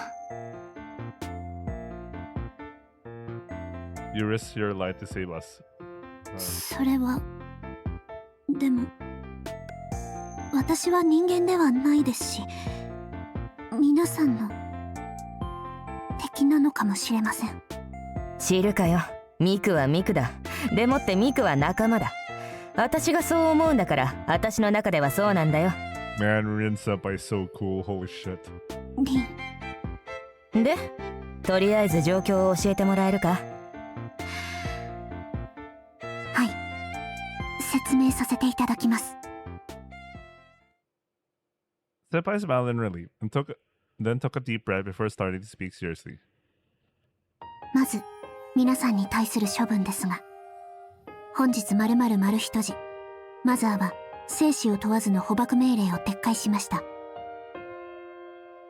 I couldn't help but gasp, because it meant I was truly safe. 執行停止の指示に従い、現在司令及び彼女の指揮する機械兵部隊は戦闘配置を解除、待機中です。どうして急に。言っておきますが、どんな条件を出されても明かりを引き渡すつもりはないですよ。 I'm going to state this clearly and firmly before anything else is said. Even if Miku-senpai talked to me into it, this is something I had to do as a human being. 分かっています。そのつもりはありません。いえ、絶対にあかりさんを渡すわけにはいきません。 Good. I breathed a sigh of relief, because Senpai's determined gaze felt trustworthy. 本当に無事でよかったです。 Saying that, she got close to Akari and hugged her tight against her own chest.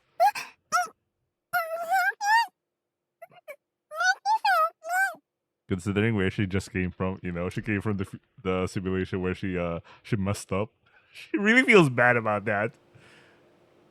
すみませんでした、あかりさん。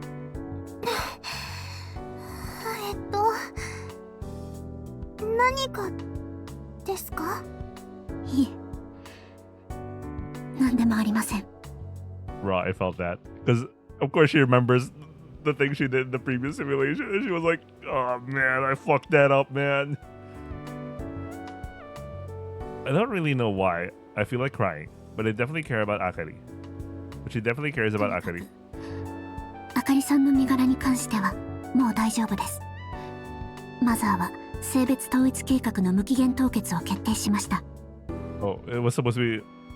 I don't know why she felt like crying, but she definitely something. それって何なの今さら。 It's convenient for us, of course, but there are too many parts that don't make sense because it happens so suddenly. 何がどうしてそうなったのかわけがわからんのだが。少し説明が難しいのですが。 When I met her gaze asking for an explanation, Senpai suddenly blushed and started fidgeting. ミク先輩？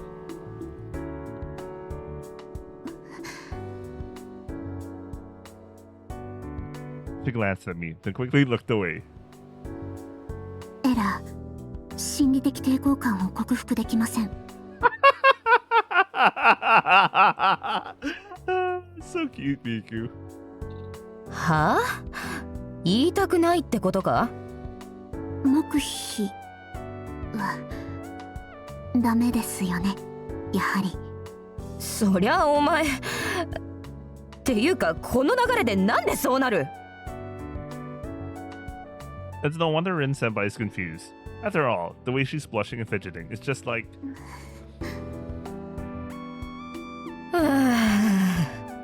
おい、片桐妹、あたしらは席を外すぞ。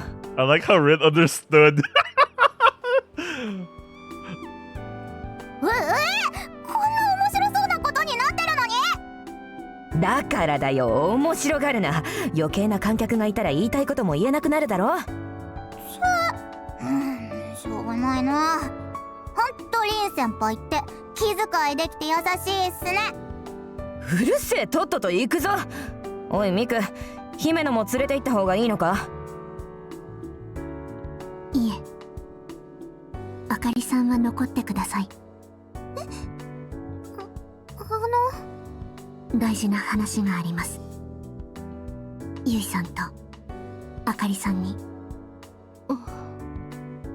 わかりました。 When you put it that way, I can't refuse. リネットも来い、録音しようとすんな。That was sad. I felt that. しゃあない。リーちゃんも今回は諦めよう。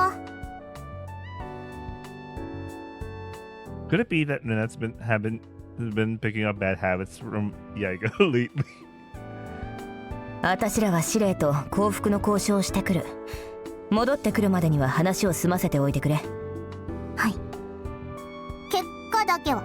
後でちゃんと聞かせてもらうからね。わかったから早くどっか行って。 Waving her hand dismissively, Yaika stuck out her tongue and left with Rin Senpai and the others. And once those two and Rinette were out of sight, only the three of us remained. それで先輩、大事な話というのは。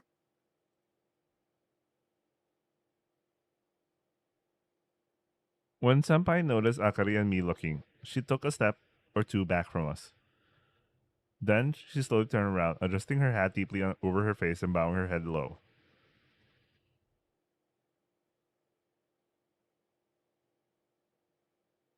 Mick senpai? Oh man, that is some powerful CG. I felt that. I not gonna lie, I got goosebumps. Not gonna lie, that's a good CG. お二人には、いえ、本当は凛たちにもなのですが、謝らないといけないことがあります。謝ることって。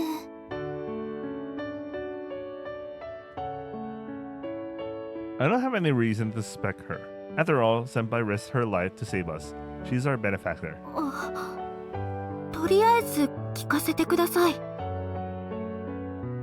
Just now, you were embarrassed about something, and they don't even know how that connects to what's happening. So I guess the first thing I need to do is hear your 以 story. 前にもお話ししましたが、私は生体端末、人工的に有機物で構成されたオートマタです。情報収集を目的にマザーによって作られ、深くつながりを持つマザーシステムの一部なのです。つまり Mori. Shirei-san felt the same way up to that point, so understood it with a sense of reality. マザーの判断は私の判断でもあるということです。 I didn't really understand what you mean. マザーシステムは中央の量子コンピューターも含めたいくつもの端末の集合体。私や司令、その他私たちの集合値です。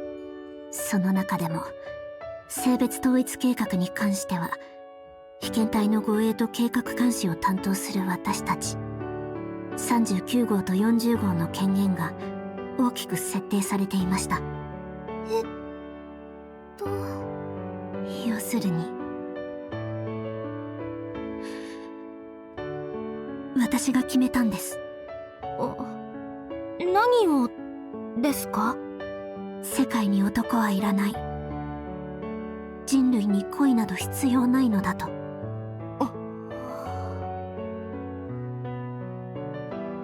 Could it be? If there was something that led you to think so. ごめんなさい。すべては私の望みだったんです。選択肢の一つに過ぎなかった性別統一計画の推進も、あなた方が追われる立場になったのも。でも先輩はマザーを裏切ってまで私たちを助けてくれって。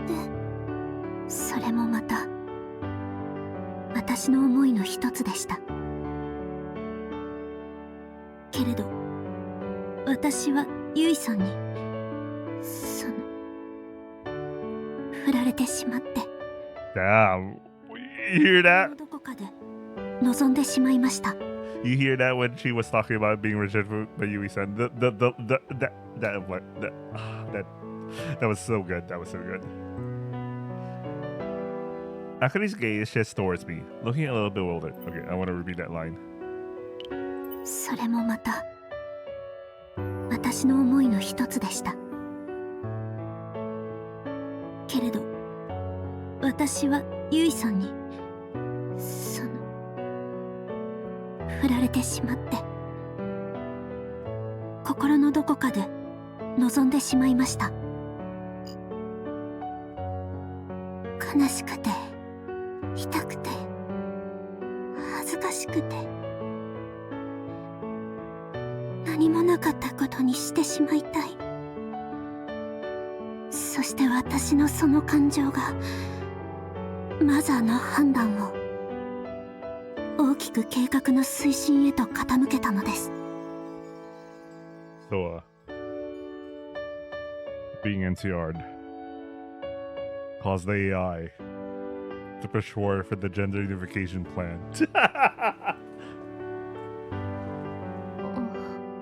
僕のせいですか？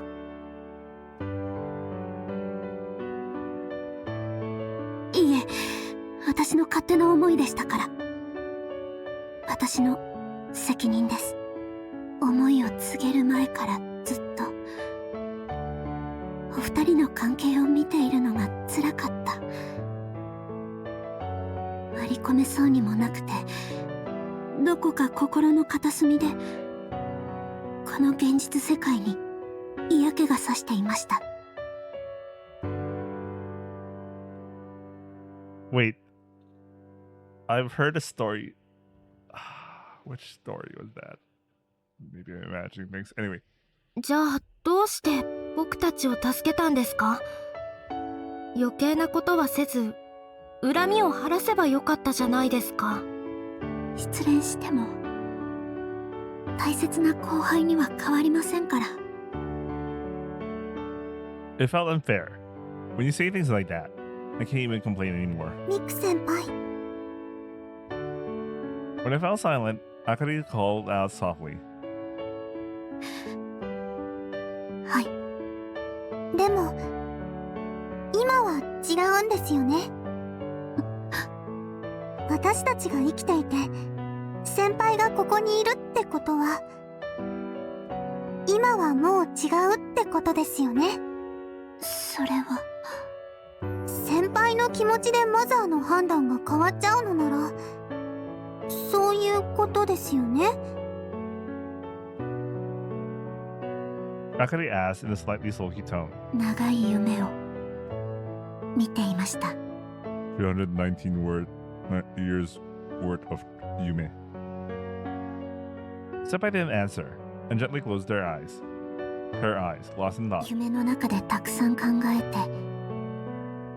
てやっと吹っ切れたような気がするんです。だから現実は何も変わってなんかいないけど。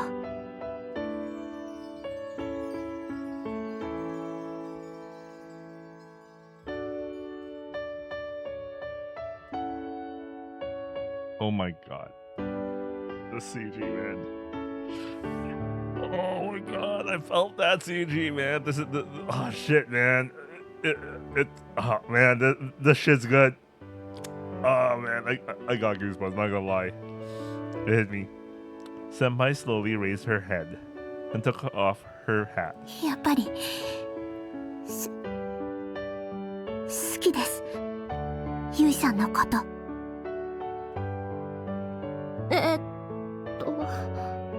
迷惑なのは分かっています。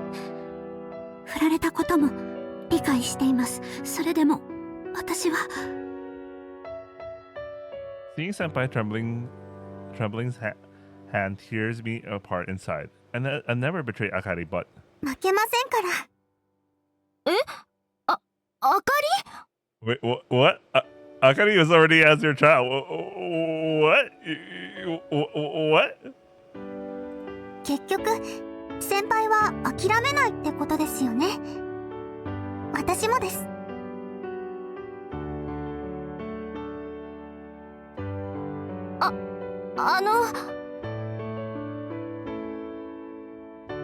ゆいちゃんはちょっと黙ってて。気持ちがグラグラしてるの見ればわかるんだから。そんなことはないって言い切れる？黙ってます。 I couldn't bring myself to defy her glare. それでどうなんですか？ミク先輩はもう一回振られに来たんですか？それはゆいさん次第で。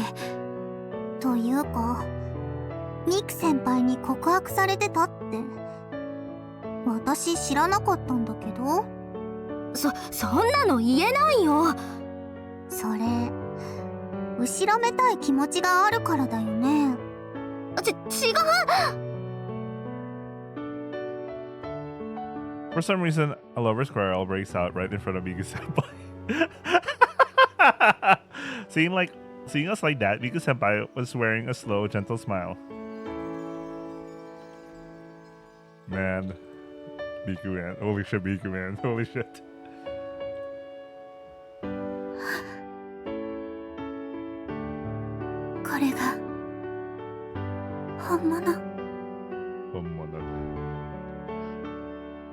I really like this expression, man. I didn't quite understand what those words meant exactly. But that smile was so full of warmth. I almost got lost in them. ゆいさん、あかりさん、私も諦めきれませんでした。もっと恋をしてみたかった。だから戻ってきたんです。妄想の一人遊びから現実の世界に立ち向かいたくて。Just a couple of 319 years, bro. じゃあ勝負ですね。In response, Akari was smiling now too. What do you mean shobu when you have literally Yui's baby? What? いいのですか？同じ舞台に上がってもダメなわけないですよ。だって。And Akari said it as if she were enjoying herself. だって女の子は恋する生き物なんですから。What?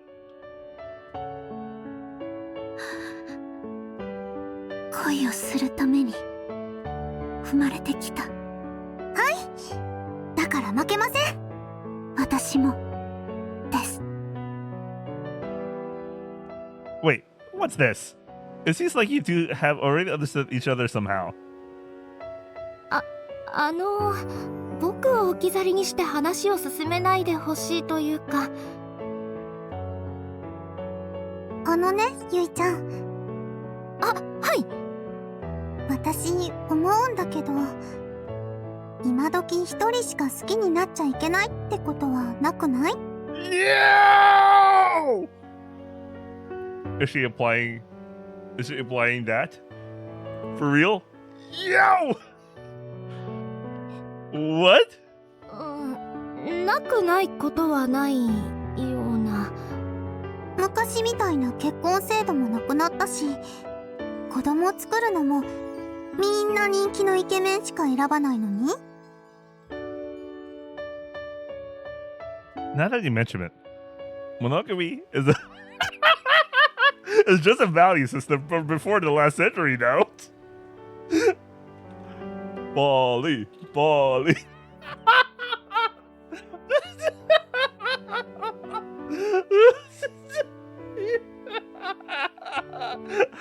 This VN man. Fucking face. Bali. だからとりあえず今大切なのは一つだけ。 A pair of straight, confident eyes. ゆいちゃんはミク先輩のこと好き？ I figured I couldn't win. If a girl who's way stronger than me instantly tells me that, I can't lie anymore. ゆいさん。 So I replied to Miku Senpai, who was waiting nervously. その Since I already refused once, I felt awkward and spoke in a voice barely above a whisper. です。 Bro! 一番好きなのはあかりなんですけど、ミク先輩のことも好きです。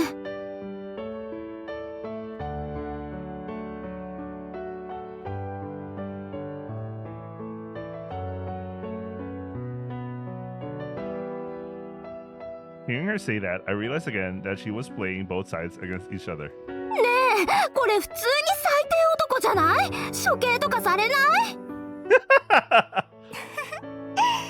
どうだろう。あかり！ Akali was chuckling softly beside me as it writhed in agony. それは私もですよ。 And right in front of me. 本当に最相手ですね。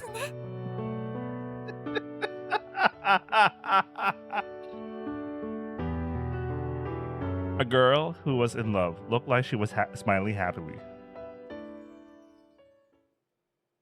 This is the end, man.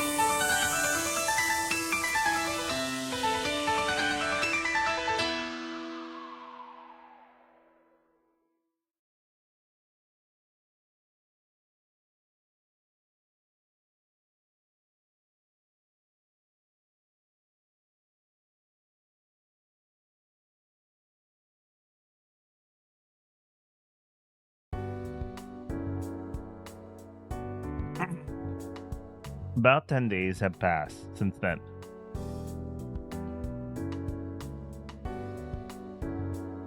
In the end, we surrendered to Shirei-san, and we were taken back to New Tokyo City. Just like Miku-senpai said, the warrant for our arrest was dropped, and Akari wasn't taken away anywhere.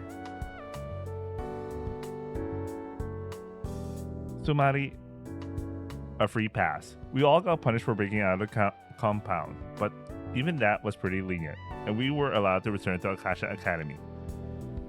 So, we were going back to our nostalgic school days. Wait, everyone still knows he's a dude, so I guess they're fine now? What?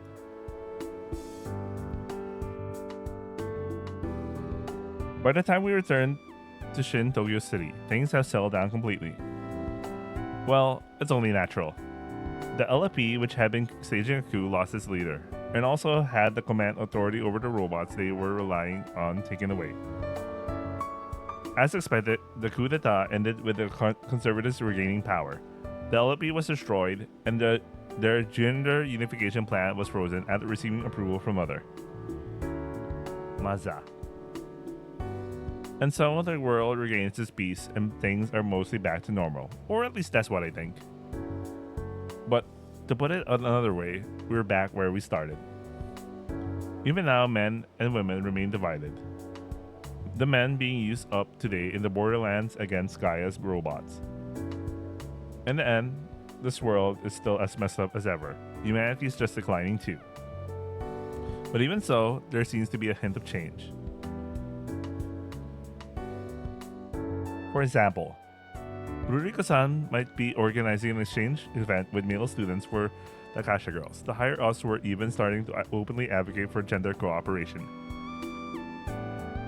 It might be partly due to the decline of radical feminists, but I wanted to believe that there was still hope. Even if it's just willingness to understand and become friends rather than just clashing and butting heads, that's enough for a first step. Because if you had that feeling, it'll definitely work out. Boys and girls aren't enemies to begin with. Very important line to understand, guys.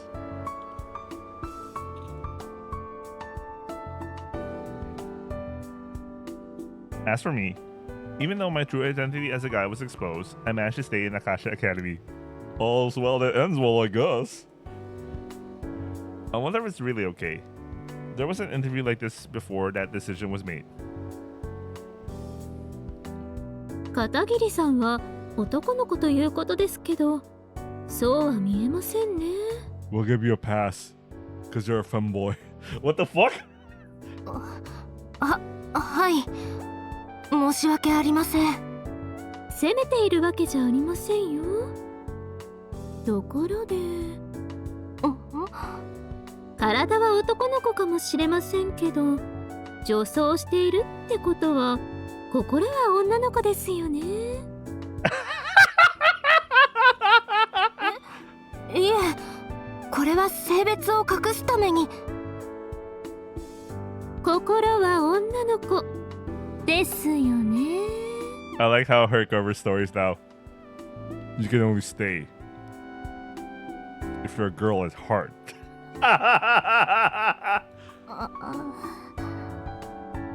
はいいいでしょう。では片桐さんはトランス女性ということで、女性としての権利が保障されることとなります。Then why didn't the male deserters just declare themselves trans then? I mean, I can imagine they'd rather be.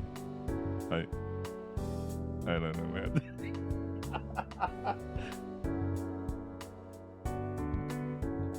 Apparently, she managed to push through her argument with such sophistry.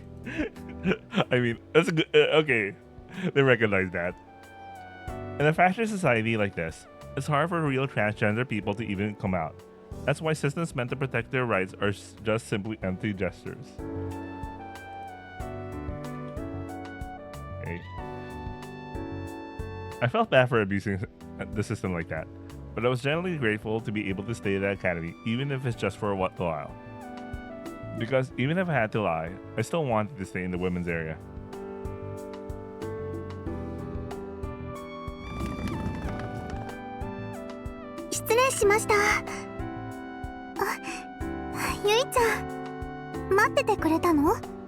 So, I guess he's basically lesbian, I guess. まあ I still want to stay here no matter what it takes, because there's someone I care about more than anything else in the world. それで教官から何の話だったの？実技訓練はどうするのかって。ほら、私って妊娠中だから。I was worried and waiting for Akari after the lecture, but it seems like the instructor was also concerned about her. やっぱり休んだ方がいいと思うんだけど。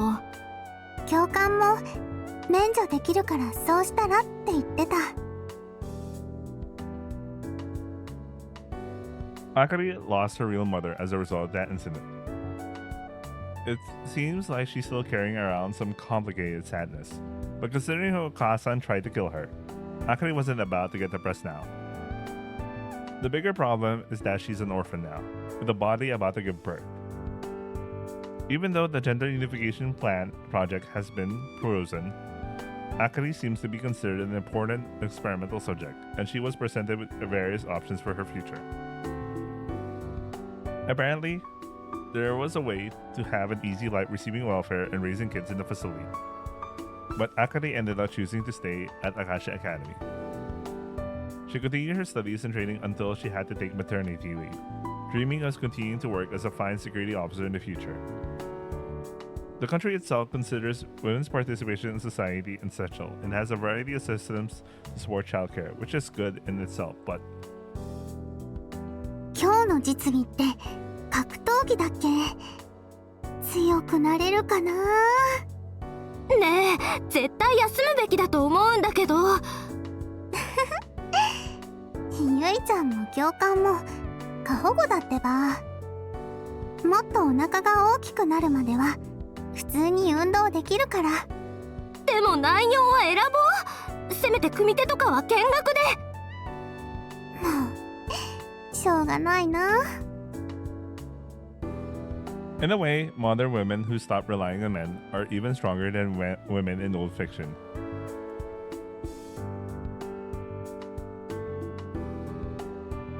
And then there's Miku Senpai. She's another important person. It turns out Senpai, who was actually not human, is now back to being a normal Akasha Academy student and still living with us in the dorm. Apparently, it also means keeping an eye on Akari's special position, or so I heard. So I hear. It's kind of, well, I have a strong feeling there's more to it than that. It was on a certain night when things had finally calmed down after returning to normal. 入ります。片桐学生、戻りました。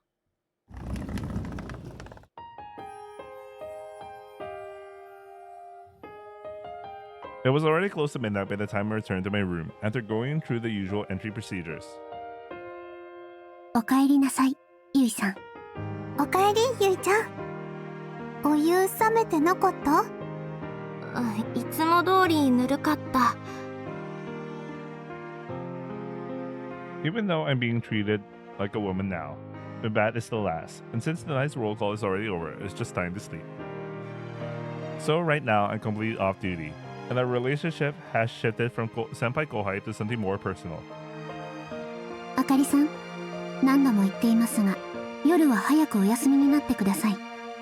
妊娠中の睡眠は重要だとエビデンスがあります。先輩、気遣ってくれるのは嬉しいんですけど、私が寝た後、二人で何をするつもりですか？愛人として可愛がってもらおうかと。先輩？ミク先輩？Seeing her smiling so cheerfully was really scary. Lately, whenever it's just the three of us, things always end up like this. They turn into this kind of atmosphere. そのくらいの権利は主張してもいいと思うのですが、ゆいさんは私のことも好きと言ってくれましたので。そうですけど、でもずるいですよ。私ももっとゆいちゃんとイチャイチャしたいです。あかりさんは昼間に十分イチャついているじゃないですか。十分じゃないです。人目があるのでかなり遠慮しています。あれで。Is that even an argument? They're bickering, but it doesn't seem like they hate each other. Still, I definitely don't feel comfortable. それではあかりさんは一体どのようなイチャイチャを想定しているのですか？どのようなって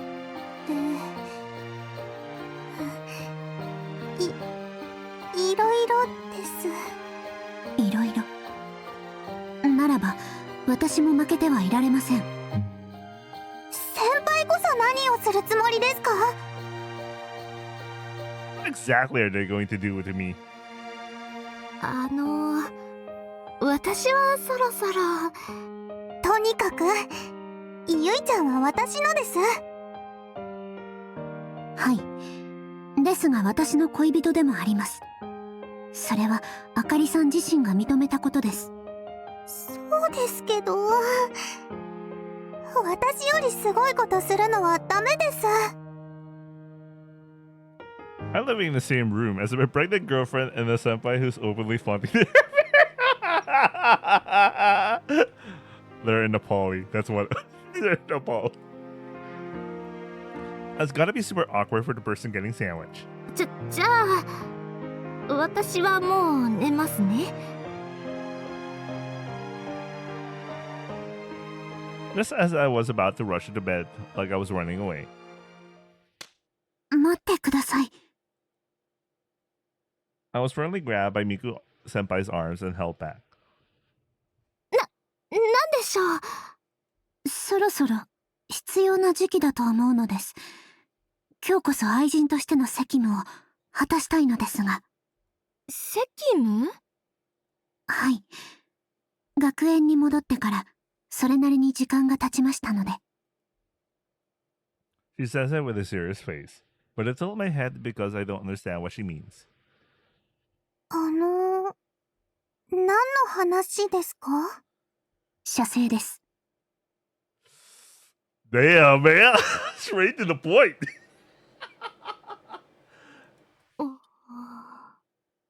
はい？そろそろ溜まっていますよね、精液。いや、そんなことは。It's not like it doesn't exist. 確かに大きくなりかけてもぞもぞしてる回数が増えてきたかも。あかり、何言ってるの？してるよね。見てればわかるもん。You saw right through me? I'm so embarrassed. I want to disappear. はい。なので性欲の発散が必要な時期と判断しました。そして私が愛人として下のお世話を担当します。何言ってるんですか？そうですよ、ミク先輩。変な理屈つけてエッチなことしたいだけですよね。そんなことはありません。ちゃんと目を見ていってください。As Akari tried to peek in, Senpai quickly looked away. ともかく適任は私です。妊娠中のあかりさんでは性行為はあまり推奨されませんので。またそんな理屈を並べて。彼女としては2人がエッチするのを黙って見ているわけにはいきません。しかし必要なことなのです。このまま放置してはゆいさんが他の女性に欲情する恐れも。ないですから確かに時々ルリコさんに誘惑されちゃってるし、ゆいちゃんってかなりエッチだから。Wait, the poly got increased? Russ, you don't have any trust? はい。ですので。I'm begging you to stop. I was looking for an opportunity to somehow calm things down. 私も一緒ならいいです。Oh. Whoa. 妥協できそう？だったらそれで仲直り。Akari just said something weird. 3人でエッチするのならミク先輩もしていいです。Yo! This is my BN. This is my BN. Holy shit. それって 3P と言われるものですか。なるほど。Nice. 納得しちゃった。というわけですので、ゆいさん。ゆいちゃん、パンパンツ脱ぎ脱ぎしようね。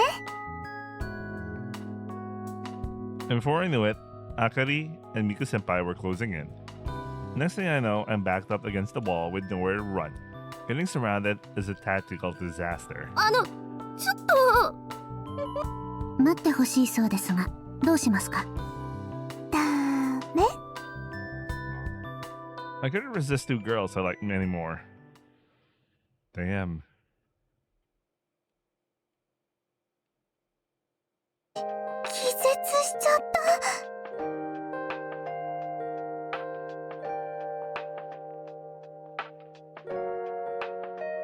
心拍、呼吸レベルは安定。大丈夫、眠っているだけです。そっか、よかった。すごく頑張ってくれましたね、ゆいさんは。おかげで嫌な女の子にならずに済みました。私もです。本当に幸せにしてもらえるなんて、それも罪悪感すらなしに。寝顔かわいいです。抱きしめて眠ってもいいですか？ずるいです。私も。はい、一緒に抱きしめましょう。 Nice. I spent a stifling night sandwiched between the two of them, not waking up until near dawn.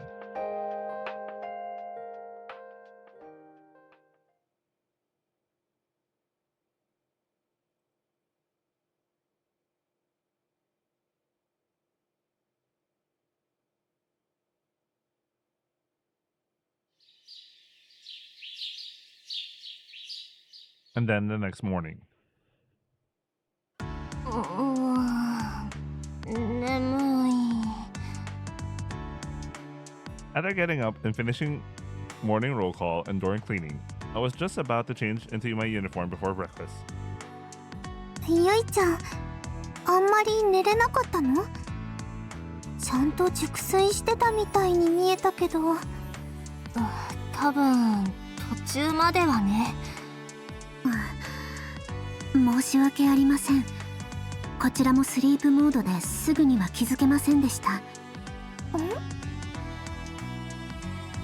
When I woke up this morning, I was buried in 2 sets of breasts and struggling to Okay. Whether it was because of that, or because I pushed myself too hard last night, my body and mind were completely exhausted. After I woke up, Miku Senpai helped me when I was struggling desperately. よくわからないけど、ごめんね。私だけ熟睡しちゃってて。大変気持ちよく眠っていたのは私も同じです。別に全然謝るようなことじゃないけど、むしろ2人がちゃんと寝れたならいいことだし。ゆいちゃんをギュッてしてたからかな。生まれて初めてレベルの快眠だった。それはよかったね。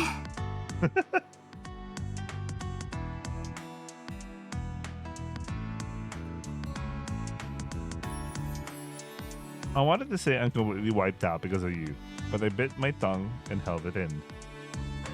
Honestly, if Akari and Miku Senpai are getting a good night's sleep and looking radiant because of it, then being used as a pillow isn't such a big deal, really. でもとんでもないことしちゃった気がするよ。と言いますと？だって学校の寮でですよ。あんなにいけないことしちゃったわけですし。隣室の凛たちも気づいていないようでしたので大丈夫です。バレなければ問題ありません。そういう問題じゃないと思うんですけど。というか規律、先輩ってそんなに大雑把でした？最近融通というものを理解するに至りました。そういう問題じゃないって、じゃあどういう問題なの？なんていうか、理性は大事っていうか、昨日のは完全に踏み入れちゃいけない領域だったよ。Even as a military trainee who's off duty, I can't be ready to respond if I'm passed out for sex or something. That's completely unacceptable.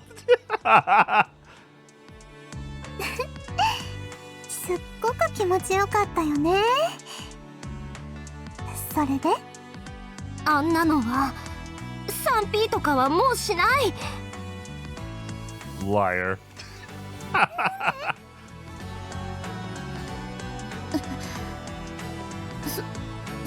それは。They both give me a look like the end of the world was coming. だってあんな激しいの体が持たないから。I realized that what I was saying was actually my true feelings. じゃあいっぱい精のつくもの食べないと。Time to give you the stamina. はい、至急最高級のエナジードリンクを取り寄せます。いや待って、2人揃ってやる気満々すぎない？ Damn. 当たり前だよ。すっぽんって食堂にリクエストできるでしょうか？申請してみましょう。私たち3人の連名でいいでしょうか？本当に待って、そんなことしたら夜に何してるのかバレバレだよね。何か問題がありますか？終わりですよ。終わりですよ。ゆいちゃんが恥ずかしいならバレない範囲でできるだけ精をつけてもらって、あとは根性で頑張ってもらうしかないですね。What are you going to do? These guys don't seem to care about suppressing their sexual desires at all. Girls are kind of scary. ね、ゆいちゃん、今夜は1回ずつで我慢するから。Oh, tonight. Every day, damn. Just like that. どうしてもダメですか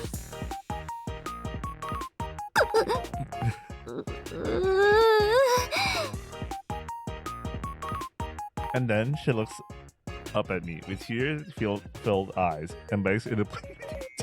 好きな人とはやっぱりエッチしたいよ。Girls are a little scary, but cute. I like them. わかったから、気が向いたら体力の続く範囲で。はい、気が向いていただけるように誘惑しますね。I probably would have lost for sure. もうそろそろ行かないと朝ごはん食べ損ねるよ。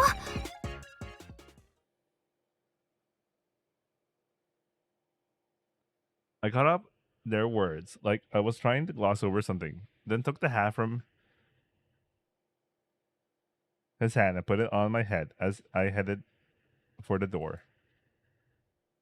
Still feeling tired from last night, I reached for the doorknob to start a new day, just as that happened.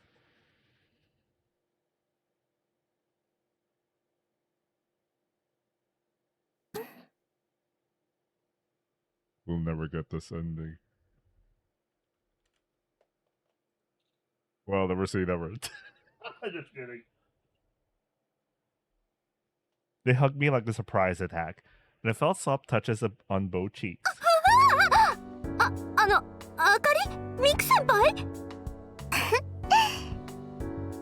おはようのキスまだだったから。私のは行ってらっしゃいのキスです。はい。I guess I was completely unprepared because even though she only kissed my cheek, they could only kiss my cheek. I could feel my face heating up to my ears. ゆいちゃん、真っ赤になってる。とっても可愛いです。浴場してしまいます。唇は私がもらっていいですか？ Saying that, Akari leans her lips closer to my mouth this time. 待ってください。ここは私に権利があるはずです。あかりさんはこの後授業も一緒なんですから。別に授業中にキスするわけじゃないです。関係ないですし、むしろその理屈ずるくないですか？ The troubled look on his face. 同じ空間にいられるだけいいじゃないですか。ただでさえ羨ましくて仕方がないのに。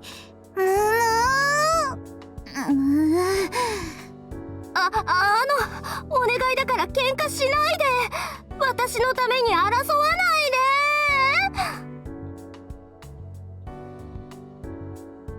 で。 Even though I tried to pull them apart, they glared at each other for a while, sparks flying. なんだか楽しいですね。急に何ですかもう。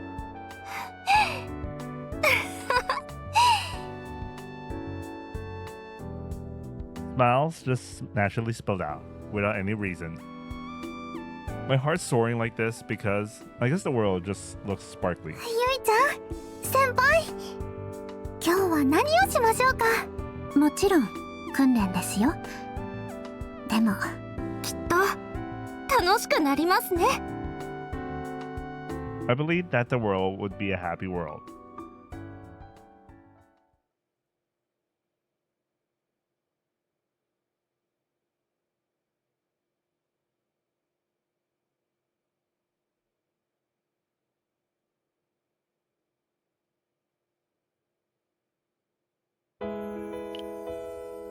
And that is Otome. I wasn't expecting to finish this tonight. Oh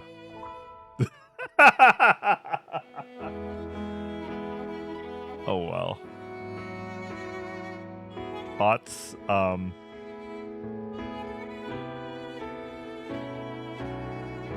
It's a good VN. At least 7. Could be an 8. I don't know. Could be. Maybe an 8. Maybe an 8. It's an 8. It's an 8. I can see why a lot of people ended up saying, I was reading the reviews. I can see why a lot of people said that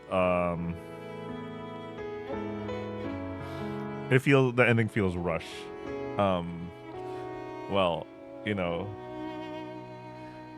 ish, kind of. Okay, so we went through Akari's route, and then we find out at the end of Miku's route, you know, and the beginning of the final route, or whatever the hell that was. You know, all this time, this is Akari's route is the real world. Miku went inside the Matrix, repeated her life 319 times, finally gained the will to change things, and you know, they finally get their happy ever after, and it just ends. You know, they really glossed over like the epilogue section, like, you know,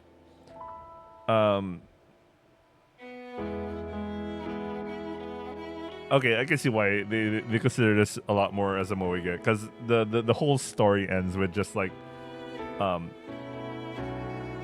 the happiness of the characters and all that, but like, you know, they do mention about like how the world is still divided even at that point, and of course we know the reason, because you know I think that like they did say that Gaia is still out for them the moment they keep raising their population or whatever. You know, they still had to end up the status quo, but like there were like already like foundations for like things going kind of back to what Ruriko was doing, man. What Ruriko was doing. You know, she was trying to lay down the foundations for men and women to start get better relations.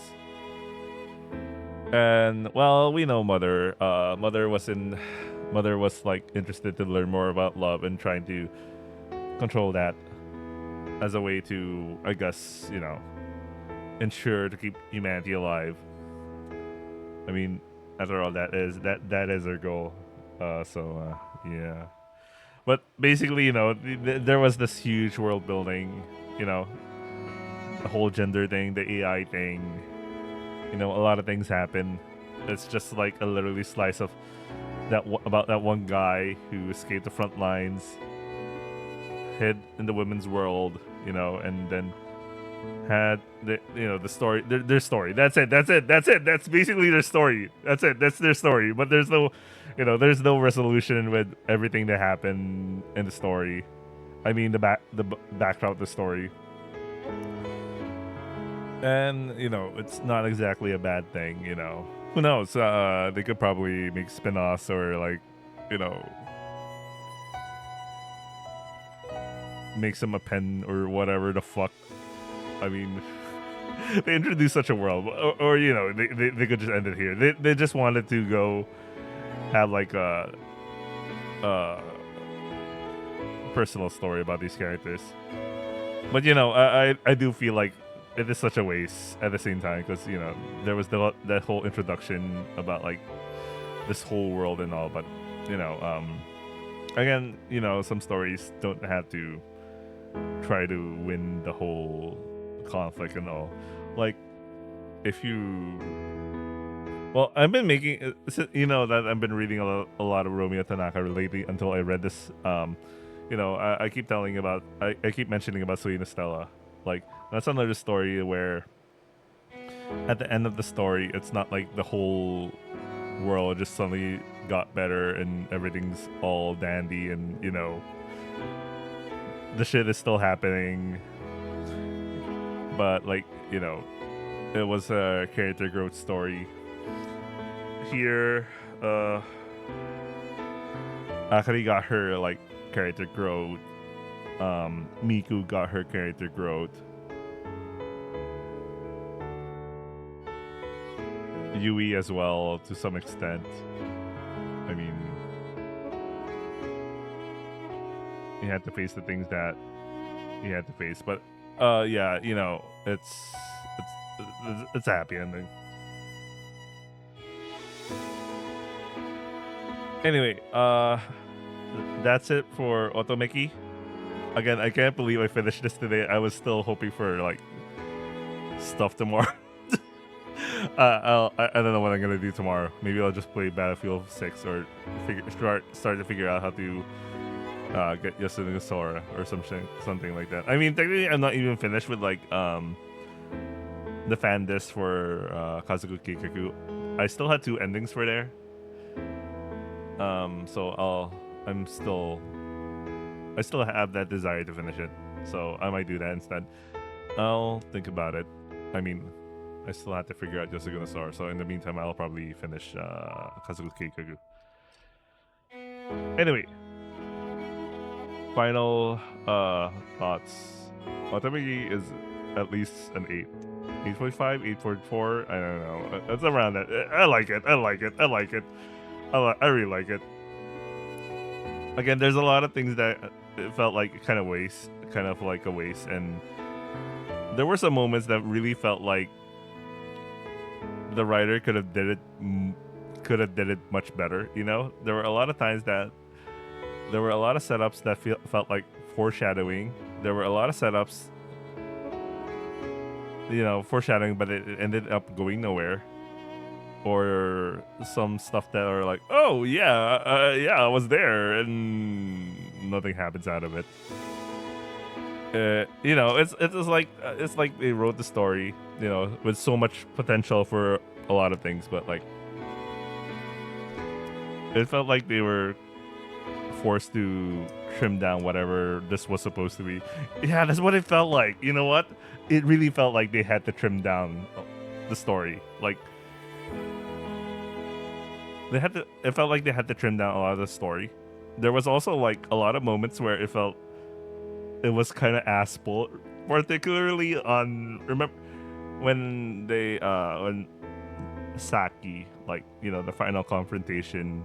No, not the final confrontation. The confrontation before that was that I always know where Akari is, because I gave her like a handkerchief. It was like, okay, she always had her mom's handkerchief. I know she lost her mom, but like, right? Like, yeah, okay, it's just there. You know, they could have really done that better. You know, I don't know, man. It's like there were things that felt like obviously cut out. There were things that felt like asshole. Maybe during the cutting out process, like the handkerchief was there was supposed to be some lines about the handkerchief and all, but they I don't know. Someone probably cut it out without thinking too deeply about it. You know what I mean? Like, what is up with the handkerchief? Miku's route.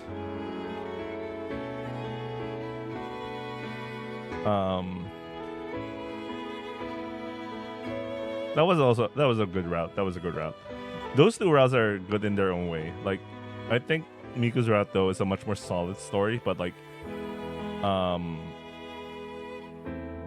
Akari's route is like, there were a lot of things because it feels like the introductory route that had a lot of things being introduced, new things happening. Of course, it's the first time you're learning about things, and you know there were a lot of events like the going to the men's world, the coup d'etat, the whole attack, you know, and Miku is just like, it's more like a personal story kind of thing. It really is more like a character story for her, while Akari is a all-rounder story, you know. Talk about the setting, go through events, have romance, you know. But Miku's is much more focused on character growth and all that sort of thing, which I actually enjoyed, you know. There was this moment yesterday, it was when they were having that discussion in the cafeteria when Rin punched Miku, and they had like a 20 to 30-ish minutes worth of conversation. That totally felt like a scene from Mashiro Iro Symphony, and it's the stuff that I like from that VN. I really like that shit. I really enjoyed it, but I can see why some people wouldn't like that, especially if you're here for like the plot stuff, you know, the whole plot stuff. Yeah. All right. That's it for Otomeki. I will be doing some editing. I need to remove the scenes, you know what I mean, and I'll be uploading. And yeah, that's it. I can't believe it's already over. Maybe that's why people yeah. Anyway, okay, I'm gonna end this now. I am gonna respect it by playing some Kino ending song, I guess. Yeah. Otomeki, 6 out of 10. Anyway, I'll see you guys. Ciao.